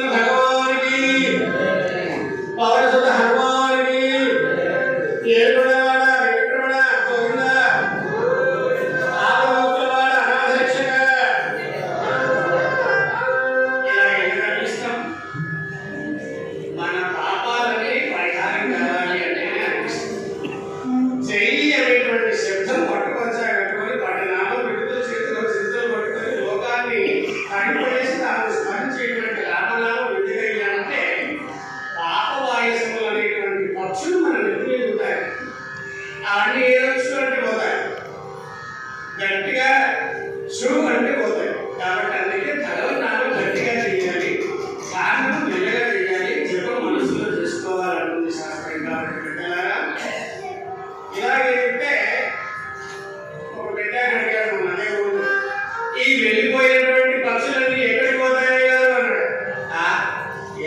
ఇలా అందరూ అంటారు అయితే నిష్కర్షంగా అనకుండా ఏదో అందరూ అంటున్నారు కదా, నాకు నడుస్తుంటారు, కొంతమంది అనకుండా అక్కడక్కడ కూర్చుంటారు కదా, ఇవన్నీ వెళ్ళి ఆడుకుని కూర్చుంటాయని చెప్పి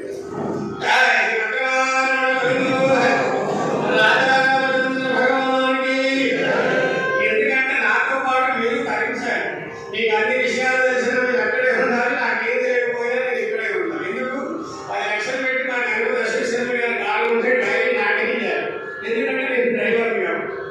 అది కాబట్టి భక్తులారా ఆ విధంగా మహానుభావుడు ఆ ప్రసూతి కార్యక్రమంలో ప్రవేశించి భగవన్నామం చేశాడో లేదో సుముహూర్త కాలంలో గ్రహగతులన్నీ సంచరిస్తున్నాయట. ఆ ప్రసూతి కార్యక్రమంలోంచి దేవు దేవు దేవు దేవు అని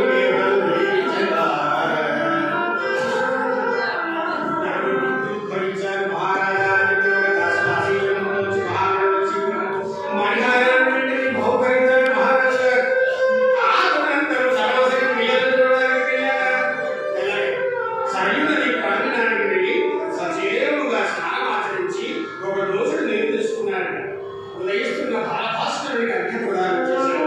ఏ సూర్యదేవ సప్తాశ్వరథమారూఢం ప్రచండం శివాత్మజం రక్తపద్మధరం దేవం తం సూర్యం ప్రణమామ్యహం. సూర్యాయ నమః, మిత్రాయ నమః, అర్వాయ నమః, భాస్కరాయ నమః. చేరుగా స్నానమాచరించి ప్రసూతి కార్యక్రమంలో ప్రవేశించి చిన్నారి చిరంజీవుల యొక్క ముఖావలోకనం చూస్తే పెద్దవారి ముఖం ఎలా ఉంది. భారసూర్య ప్రభాభాసమానమై వెలుగొందుతున్నటువంటి కోటి సూర్యులు ఒకసారి ఉదయించారు. విద్యారాలు చదువుగా ఉండడం ఆనందపడ్డాడు దశరథులు. 10 రోజులు అనే వచ్చింది జాతకర్మాన్ని సంస్కారం గావించాడు. 21 రోజులు అనే వచ్చింది నామకరణ మహోత్సవం. వశిష్ఠుల వారు బ్రహ్మగిరి అధిరోహించగా వేద పండితుల మంత్రోత్సాహం మధ్య మంగళ నూరి ఆరాధన సందడిలో పవిత్రమైన వేదమంత్రుల మధ్య అంగరంగ వైభవంగా అనేక మంది రాజవైద్యుల మధ్యలో పెద్దవాడికి నామకరణం చేయబడ్డాడు. ఎవరు దశరథ శక్తివాడు. ఇలాంటి మహానుభావునికి పేరు పెట్టే భాగ్యం నాకు అవ్వగలరా అంటున్నాడు వశిష్ఠుల వారు. లోకాలేటువంటి ఓ లోకనాయక నీకు నేను ఏం పేరు పెట్టాలి అని ఆలోచించాడు మహానుభావునితో. ఓహో శివశ్రవయ విష్ణు విష్ణుశ్రవయ శివ. ఓం నమో నారాయణాయ. ఓం నమః శివాయ జనమ శివాయ. శివయేశ్వర పేరు కదా. ఎందుకు వాడు నీరు పెట్టుకుంటూ వాడు వెళ్ళడు. శివము వాడు వెళ్ళడు. విష్ణులకు పట్టువాడు నీరు.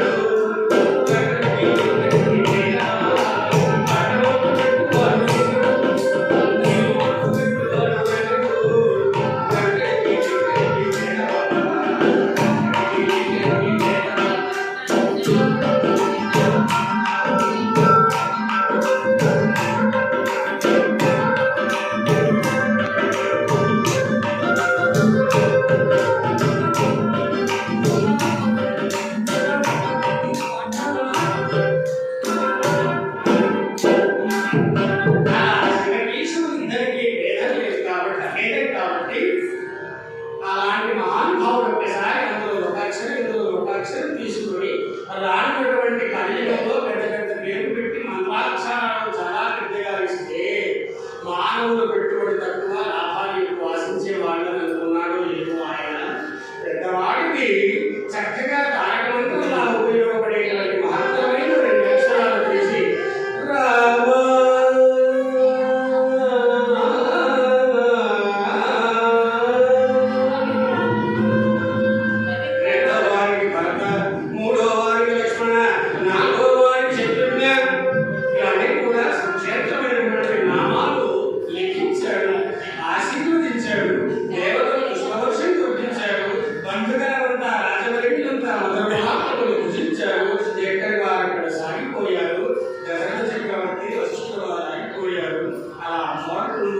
చక్కగా ఆడుతూ ఉంటే ఆ నవోన్నతాకారమైనటువంటి రూప లావణ్య విశేషం ఏంటిదైనా మన చెట్టి పోపని మహిమంబు వర్ణింప ఆదిశేషుడైన ధర్మవాడు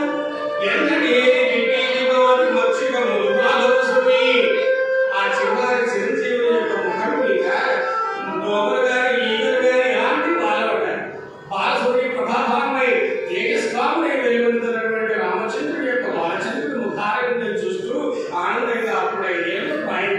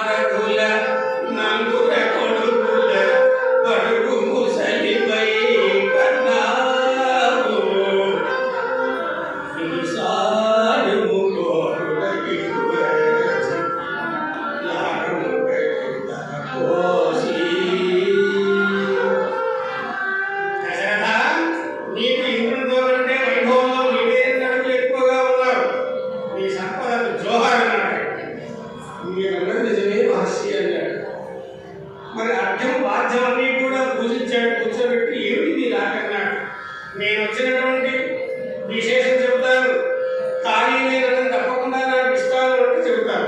మహర్షి మీరు అడగడం నేను దాన్ని అడగకపోవడం ఇక్ష్వాకులంలో ఎప్పుడైనా అబద్ధమని ఎనిమిది మా లేదు దశరథ, ఆనాటి కాలం లేదు, ఈనాటి కాలం లేదు. నేను నీకు ఇస్తాను అని ఖచ్చితంగా చెబితేనే నేను అడుగుతానన్నాడు. ఏం మహర్షి అలాంటి ఈ రాజ్యమే పట్టుకోండి అన్నాడు. అంతటి త్యాగధర్ములు ఇప్పుడు ఉన్నారంటే లేస్తే ఎప్పుడు సీటు మాయమవుతుందో అని చెప్పి సీటు పెట్టుకొని కూర్చునే వాళ్ళే తప్ప అసలు రాజ్యాన్ని పరిచయం చేసి ఇచ్చేటువంటి దాతృత్వ గుణం కలిగిన రాజులు ఇప్పుడు ఉన్నారు. అది రామాయణానికి కలియుగానికి. అప్పుడు ఆయన అన్నాడు, నిజంగా ఇస్తావా నిజంగా? పంచభూతములాని నీ పాదమాన నా జ్యేష్ఠ పుత్రుడు శ్రీరామచంద్రుయాన మాట తప్పకపోతే నాటికైన సత్వరము వదిలింపుకో సంయమింద్రు. ఇంకేం కావాలి? పంచభూతాల సాక్షి నా కొడుకు మీద నీ పాదాల మీద ప్రమాణం చేస్తాను. నేను లోక కళ్యాణం కోసం ఒక యాగాన్ని తలపెట్టానయ్యా, దానికి రక్కసులు యజ్ఞం చేస్తున్నారు. నన్ను వచ్చి యుద్ధం చేయమందువా, సేనాధిపతులను పంపమందువా అన్నాడు. కాదు అన్నాడు. ఆ రక్కసులు యజ్ఞం చేస్తున్నటువంటి ఒక యాగాన్ని రక్షించాలి. మరి ఏం కావాలి? నీ జ్యేష్ఠ పుత్రుడు ఉన్నాడు కదా, వాడు చాలా చిన్న పిల్లవాడు. అవును స్వామి, ఆ రాముని నా వెంట పంపు అన్నాడు మహానుభావుడు. ఈ మాట వినగానే దశరథుడు ఒక్కసారి మొదలైన చెట్టు నాకు కుటుంబులు పోయాడు. బాబా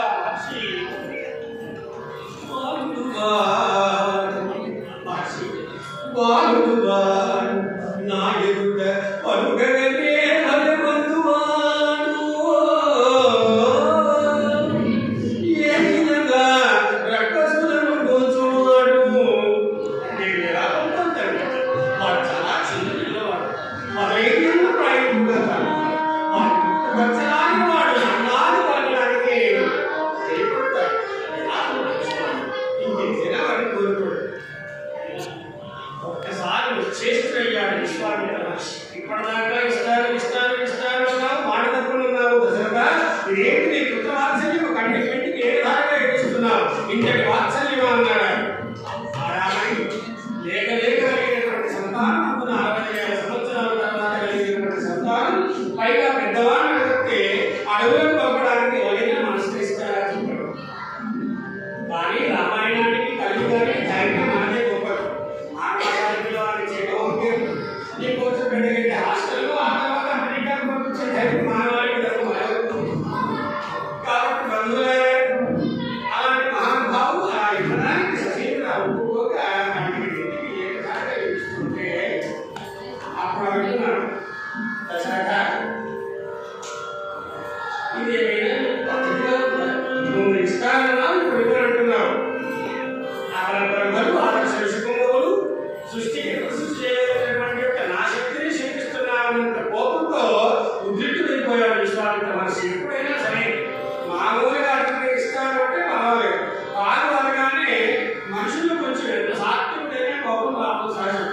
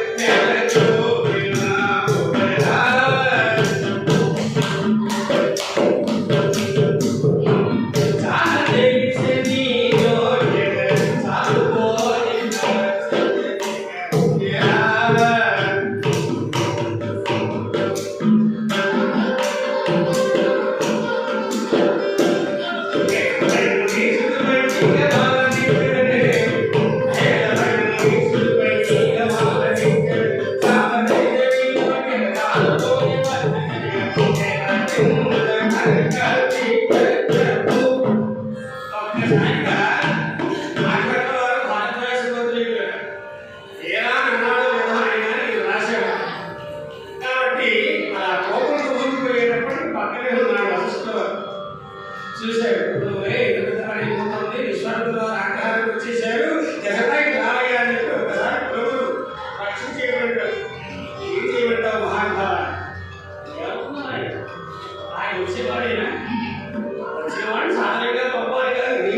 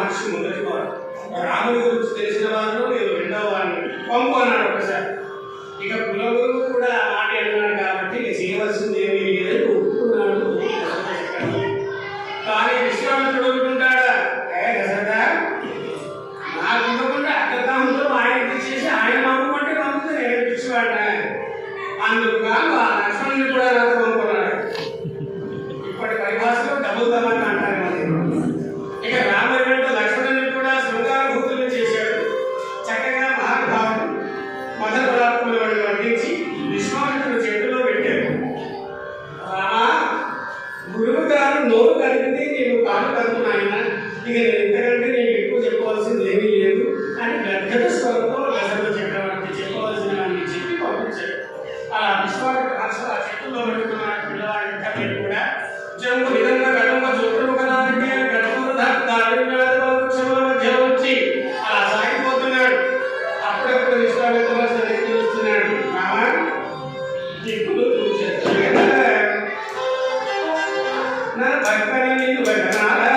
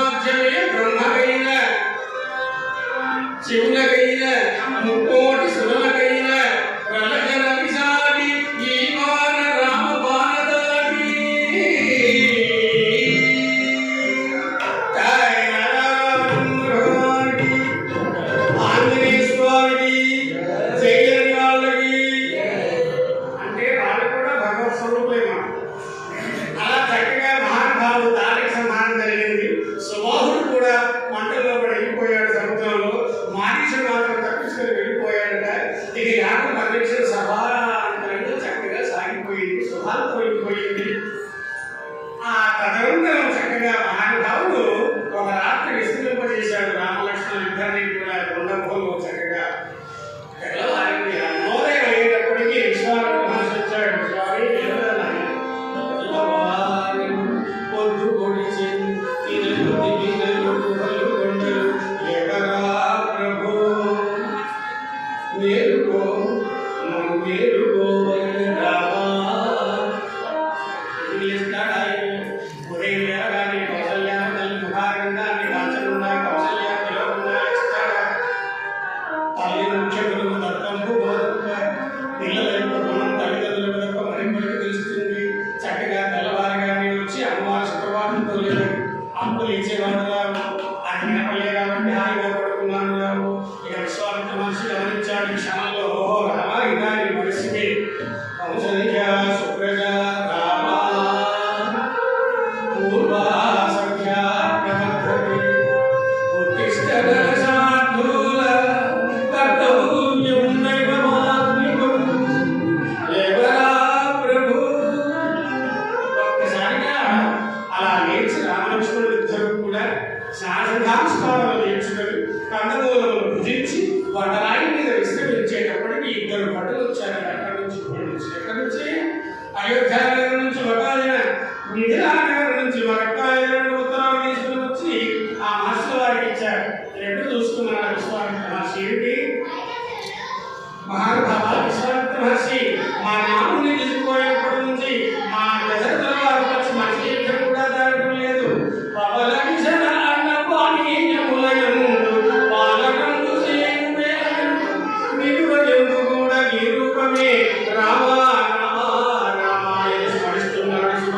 ఒక్కసారి రాముడు పంపితే తీసుకుని వెళ్తారు. మళ్ళీ అపరిచితంగా అక్కడ తీసుకు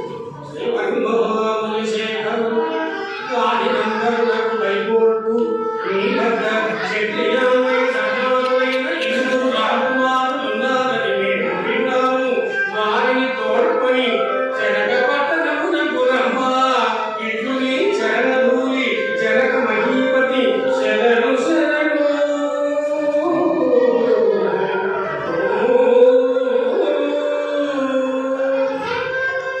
ఓహో రెండు ఉత్తరాలు చూసుకున్నాడు మహర్షి వారు. ఏమనుకున్నాడు ఇది బాగుంది.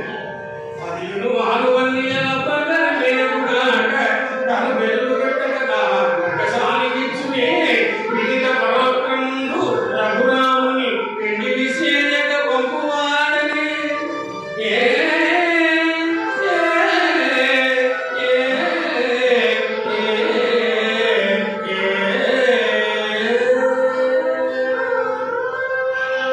విశ్వామిత్ర మహర్షి నేను రాముని మామూలుగా ఇచ్చి పంపిస్తాను, కళ్యాణాన్ని ఇస్తే నాకు దేవుడు అనుకున్నాడు. అయోధ్య నగర వాసిని పంపించాడు. రంగాలను పోదా పోదా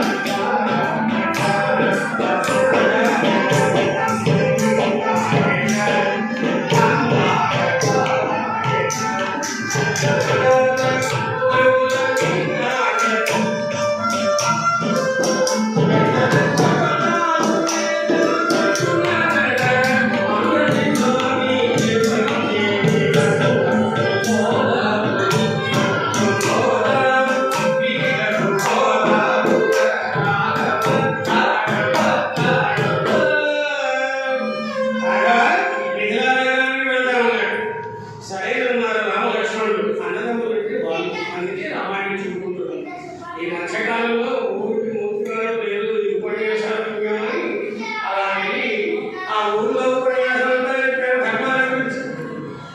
ఆ తర్వాత తిరిగి బస్సు దొరకలేదండి. అక్కడే కాస్త మహాకవి అడుగులు చేసింది, పాలు పోసింది, వేడివేడిగా తిన్నాము పడుకున్నాము. ఇలా ప్లాన్ వేసింది అలా. అలా వేస్తే బాగా స్పీడ్లో తిరుగుతుంది. అలా చూసేటప్పటికి మూర్తిగా స్పీడ్ బాగా దారి రావడం లేదు. ఏం చేస్తారో ఒకసారి ఆపుదామని చెప్పి చూస్తే ఒకే రెక్క ఉందండి.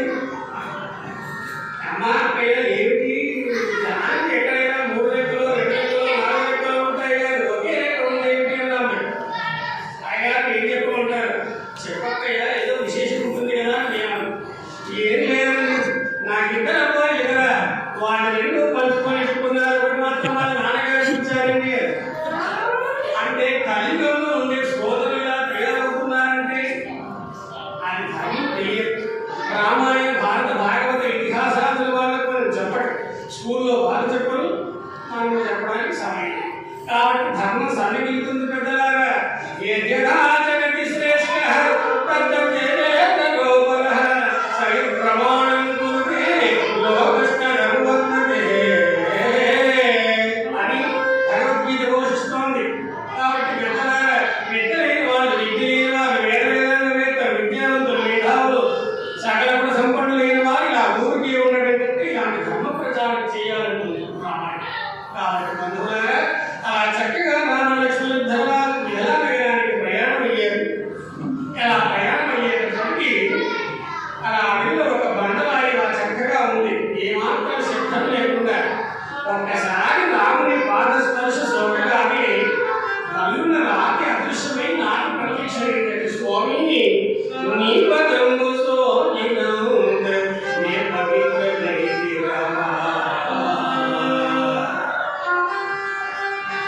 ప్రభు ధర్మదేవత ఎన్నాళ్ళకు కరుణించింది. ఏమిటి స్వామి? ఏ పాద పద్మమాసించి మౌనీశ్వరులు సటత నిష్ఠాగరిష్టాత్ములై ఏ పాదమున ఉద్ధరించిన భాగీరథి ధరణిని పుణ్యతీర్థమై ఏ పాదములను కింద నిలుచుట చేసి రామేశ్వరం క్షేత్ర రాజమయ్యే అట్టి నీ పాద యుగము పొందుతాడు. స్వామి, నీ పాదపద్మాలు సామాన్యమా అని అడిగిన పదాలు కదా అని ఒక్కసారి రామయ్య పాదపద్మాలకు నమస్కరించి అదృశ్యమైపోయిందండి. ఆవిడెవరో కాదు, ఆవిడ గౌతముని యొక్క భార్య. రామచంద్రుడు నిర్ధాంతపోయాడు, ఆశ్చర్యపోయాడు. గురుదేవా ఏమిటన్నాడు. ఆయాశాంతా చెప్పాడు. ఇక తదనంతరం ప్రజలకు ప్రయాణం అయ్యేటప్పుడు జెండాపై కూర్చుని రెండవో మహారాజులారా అంటున్నాడ. జనక వంటి పట్టణము, మిథిల వంటి పట్టణము, జనకుని వంటి రాజు ప్రపంచంలో లేదు. ఎందుకంటే ఆ మహానుభావుడు ఆధ్యాత్మిక భావనాపరమైనటువంటి మహానుభావుడు. ఆయన కూడా సంతానార్థమై దున్నడం, అందులో మహాతల్లి సీతా మహాసాధ్య దొరకడం, ఆ నాగరికశాలలో దొరికింది కాబట్టి సీత ద్రవ్యం కాబట్టి సీత అని నామకరణం చేయడం. ఇదంతా పెద్ద కథ రామాయణం. భక్తులారా, బంధువులారా, మనకి సమయం దొరికితే ఉదయం కూడా 9కి పెట్టుకుంటే 12 గంటలకు లంచ్ ఏర్పాటు చేసుకొని అప్పుడు నాకు మీరు పూర్తి టైం ఇచ్చిన వాళ్ళు అవుతారు. మీరు నేర్చుకున్న 4 అక్షరాలు మీ ముందు ప్రసారం చేసిన వాళ్ళు అవుతారు. ఉపయోగపడిగా జన్మధాన్యం చేసుకుందామని మనకి చేస్తూ పెద్దవాళ్ళు ఉంటారు. వీళ్ళంతా మహామహులు అంట 60 పైబడ్డ వాళ్ళే ఉన్నారు ఇక్కడ కూడా. దశరథునికి తక్కువే కాదు వీళ్ళు. కాబట్టి నేను వాళ్ళని ఇబ్బంది పెట్టడం ఇష్టం లేక ఇంత స్పీడ్గా చెబుతున్నాను అనేది అవాయించకుండా. ఇకపోతే అలా మిథిలానగరం ముందు ప్రవేశించాడు మహానుభావుడు. మిథిలానగరం ముందు ప్రవేశించేటప్పటికి అప్పటికే అంగమంగళిక గాంభోజ సమీర సర్వాస్త్ర వజమాల నేపాలకే రోజుల పాచారగౌల మలయాళ సింహ ద్రవిడనాడు కర్ణాటక కర్ణాటక మార్వాడ మారాఠ పాండ్య పులిల ఆంధ్ర తెలంగాణ గుణా దశాంశ భోజ ఉత్తూరు గాంధార విజంత విజయక బాల్మీక బబ్బర కేవలి ముందర కోసల కిరాత సూరసేన సేవ నటంక రవం కణమత్ సమగ్రమ సదా జయములాల సాధు చేసింది వందాలనేక దేశ దేశాధీశులలో వచ్చి చేరినంతా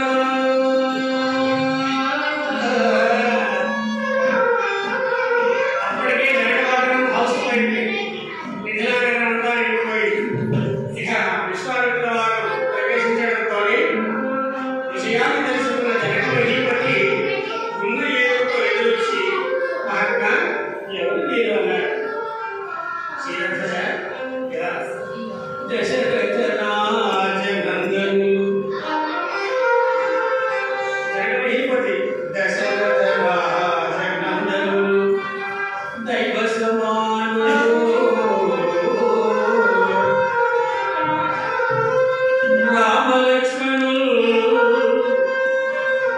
నిశిత శరానదారగిరి నీలగేసి మఖంబు కాచి శశిముఖి ఆర్యకు శాపము పాపగా చేసి ఈ పరశివ కార్ముఖము గలవ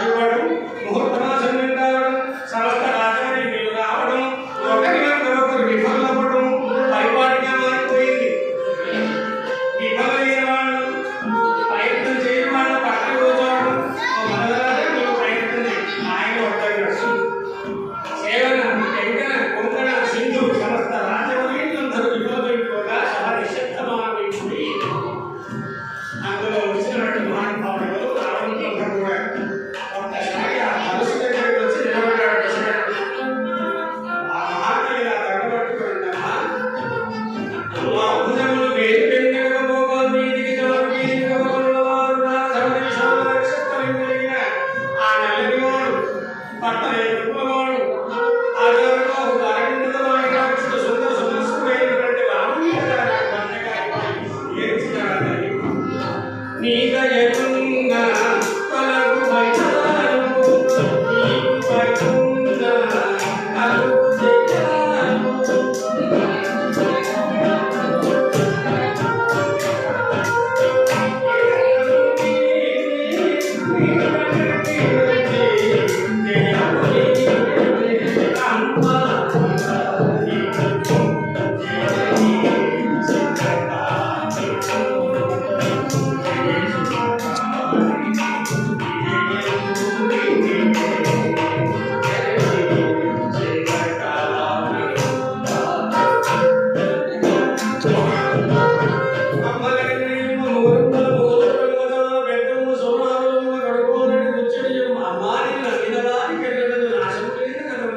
ఈశ్వరి అంటూ చక్కగా ఆరాధించిన మహాతల్లి రావణ బ్రహ్మంతరి వాడు మిత్రుడే చక్కెర పడ్డాడు జనక మహీపతిగా నా కూతురుతో అల్లు లేదా పరకాంబ గర్భము ధరించిన పసపుంచిన వారిద్దరు ఉండగా అవరా మా జానకి బ్రహ్మచారిగా ఉండగలిగిన అని ఆవేదన వరుసలే చేస్తున్న తరుణంలో తడకు సభా మధ్యమంతా కనుగోల కనపడి పొడవీసుల నడుము నుండి ఆ చక్కగా లేచి నిలబడ్డాడు ఆమె నిలైన విగ్రహం ఎలా ఉన్నాడు ఆ మహానుభావం ఆ చూస్తేనే తెలుసు కొండన భీముడు రాముడు కొండన భీముడు ఆర్ధజన బాంధవుడు ఉజ్వల భారతూర కోదండకలా ప్రచండ భుజతాండవ కీర్తికి రామమూర్తికి రెండవ సాటి దైవమిక వేడిల వేడిల వేడిల వేడు వేడు వేడు వేడు గడగట్టి వేదిక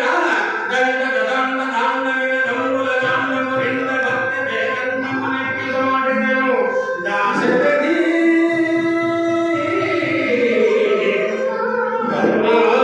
కరుణాపరిపూర్ణిధి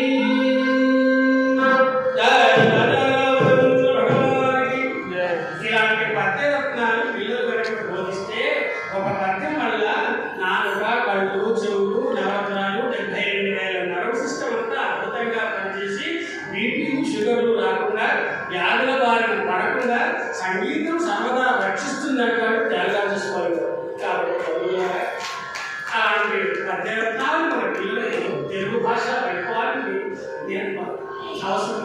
కాబట్టి ఇక్కడే ఉన్న ఉపాధ్యాయులు చాలా మంది వాళ్ళ గురించి విషయం ఆ బాధ అందులో ఉన్నటువంటి విశ్లేషణ చేసేసారు.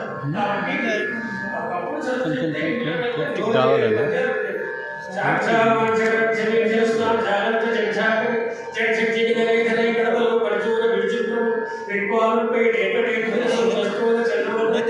ఇలాంటి పద్యాలు అడిగిన కడిగెట్టుకుని నడిగిన మడుగలుగా నడిగడుగు వేడవాడి చెడుగుడు నడుగుదలను పోతనామాధ్యుల వారు 2 అక్షరాలతో సర్వలకు గ్రంథాలకు ఇలాంటి పద్యాలు రాస్తే అలాంటి 2 అక్షరాలతో అనంతమైన అర్థాలు వచ్చే పద్యాలు ఇప్పుడు ఎక్కడ కనబడుతున్నాయి? శర్మ లాంటి వాళ్ళు రాష్ట్రాలు కానీ అది మాకు రావాలి, ప్రసారం కావాలి. అప్పుడే సమాజానికి కళ్యాణ కారణం. కాబట్టి బంధువులారా ఇలాంటి మహాబహు చక్కగా రామచంద్ర స్వామి ఆ ఇల్లు దగ్గరికి రావడం ఒక్కసారిగా చూశాడు మహానుభావుడు. ఇది పరమశివుడిచే ప్రసాదితమైంది కదా అని ఒక్కసారి ఆ పరమేశ్వరుడిని ఆరాధించాడు. శంకర శంకర పాప భజంకర శంకర శంకర పాప భజంకర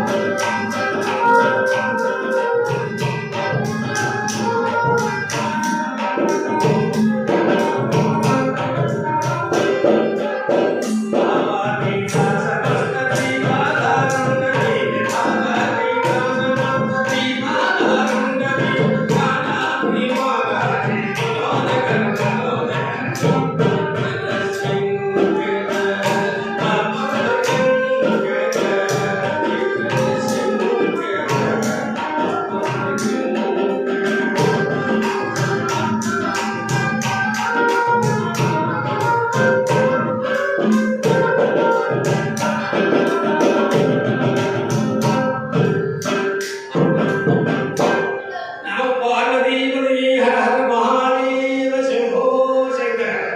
ఒక్కసారిగా ముహూర్త వాసనలు కాగా ఆ ధనస్సుల పట్టాడు రామచంద్ర స్వామి. వెళ్ళు మన విల్లుకుంటే బుకిళ్ళు మన జానకి దేవి ఒళ్ళు చదువు మనకే నయము భయము విస్మయము రామచంద్ర భగవానికి పవనసుత హనుమానికి సీతామానికి అలా వెలకల రాములతో శివతత్సంగము కాగా ఈ విషయాన్ని అయోధ్యానగరానికి చేరవేయగా అంతర్జాతుల యొక్క సమక్షంలోనే దశరథ మహారాజు గారు తన పరివారంతో వచ్చి అలా చక్కగా జానకీపతి అలా జానకమ్మను ఎవరి చేతుల్లో రామయ్య చేతుల్లో పెట్టి కళ్యాణం చేస్తున్నారు. ఇక్కడ వాళ్ళ రాముడు పెళ్లి సంబరాలు చాలా బాగుంది. కానీ అదంతా క్షణంలోనే చక్కగా చేరవేయటం, రాజు కాబట్టి వాళ్ళు తలుచుకోవడంగానే రావడం, అలా రావడంతోనే వీళ్ళు పెళ్లి ఏర్పాట్లన్నీ సిద్ధం చేయడం, చక్కగా కళ్యాణ మండపంలో ఆ జానకీదేవిని రామయ్య చేతుల్లో పెట్టి కన్యాదానం చేస్తూ ఇయమి సీతా మమ సుత సహధర్మ చరీతవ అని చక్కగా వివాహ క్రతువులో ఉన్న లక్షణాలను సాంద్రకంగా నిర్ణయిస్తూ ఉంటే అక్కడ ఉన్నటువంటి భక్తజనులు, రాజులు, బంధువులు, మిత్రులు, ఇతులు, పురోహితులు అందరూ అనుకుంటున్నారని ఇలా దృష్టి జపమేమి చేసినో జనక మహారాజు కళ్యాణ రాముని కాళ్ళు గడుగా నోమేమి నోచెనో భామనియు సీత రామమూర్తికి తలంబ్రాలు పోయ క్రతువేమనర్చిన కౌసల్య రామునికి జో జో జోయని జోదపోడ పూర్వ పుణ్యమేమి చేసినో భూప్రజలు సాకేత రామునికి సంబరము సీయ మనమేమి పుణ్యము చేస్తేమో అట్టి శ్రీరామ కళ్యాణ కథను ఈనాడు ఇచట వినగా భక్తి రామాయకంచంగ ముక్తి గోచు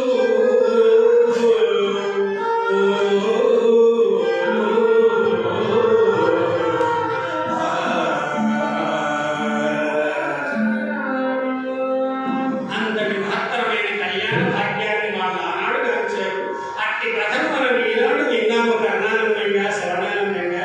ఈ కథ విన్నవారికి, ఈ కార్యక్రమ నిర్వాహకులకు, ఈ కార్యక్రమానికి సహకరించిన ప్రతి ఒక్కరికి ఆ రామచంద్ర స్వామి, సీత అమ్మవారు సాక్షాత్ లక్ష్మీనారాయణ దేవదేవుడు కాబట్టి కోరిన కోరికలన్నీ ఎల్లవేళలా ఇచ్చి సర్వదా సుస్థిరమైన సంపదలనిచ్చి సంరక్షించుగాక అని మనసా వాచా కామనా నేను ప్రార్థిస్తూ ఈ అవకాశాన్ని ఇంత చక్కగా, ఇంత పెద్దవాడు ఇంత సమయాన్ని ఇచ్చి వెచ్చించి ఈ కథ విన్నందుకు మీ అందరికీ మరొకసారి నమస్కారాలు తెలియజేస్తున్నాను. మరి ఇలాంటి ఈ హరికథ నిలబడాలి అంటే, ఈ పక్షి ఎగరాలంటే 2 రెక్కలు కావాలి. ఆ రెక్కలు ఏమిటంటే పక్క వాయిద్యాలు, పక్క వాయిద్యాలు కాదు, పక్క వాయిద్యాలు. కాబట్టి మా ఐహాంతో సీతారామచంద్రమూర్తి యొక్క వైద్యం, మా విష్ణువు గారు ఉదయం, వారు ఏకైక మొదలిస్తూ, వీరు ఏకైక వయలిస్తూ, ఈయనే ఏకైక హరిదాసు. కాబట్టి ఇలా అన్ని ఏకైకం కాకుండా ఇది ఆనందం అయ్యే విధంగా మీరందరూ ఆశీర్వదించి వాళ్ళను పరిరక్షించి ప్రోత్సహించాల్సిన అవసరం ఉందని, ఎప్పుడైనా ఇలాంటి విషయాలు మీ అందరి చివరికి మీరు చేరవేస్తే ఇలాగే వచ్చి ఆశీర్వదిస్తారని మనపూర్వకంగా నేను మిమ్మల్ని అందరినీ మనసారా కోరుకుంటున్నాను. ఇంత చేయకుండా మీ అందరికీ నమస్కారాలు తెలియజేస్తూ రామానుగ్రహం కలగాలని కోరుకుంటూ ఆ సీతమ్మ రామయ్యకు మనం పాడుతున్నాం. భారతీ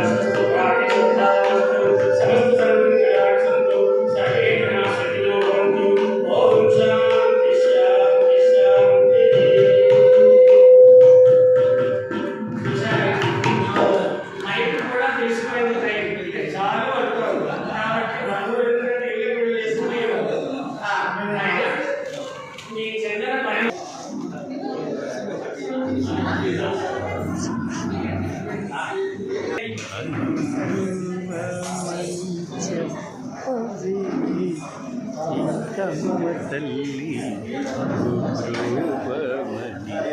చెప్పవే. అంజనా అంజనా అంజనా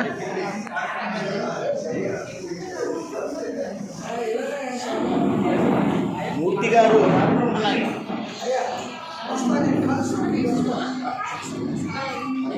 అంజనా ఒక సైడ్ కొండు.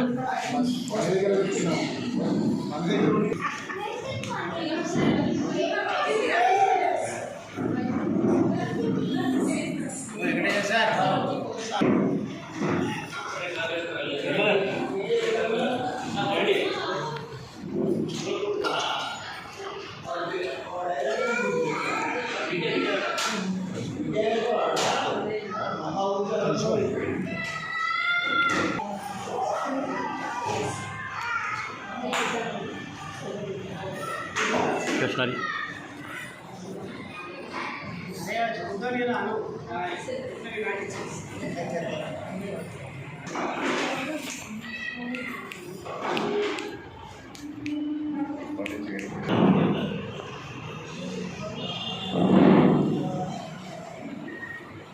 స్పందించి విచ్చేసినటువంటి పెద్దలందరికీ, మిత్రులకి, సహృదయులందరికీ పేరు పేరున ధన్యవాదాలు, నమస్కారాలు. రైట్.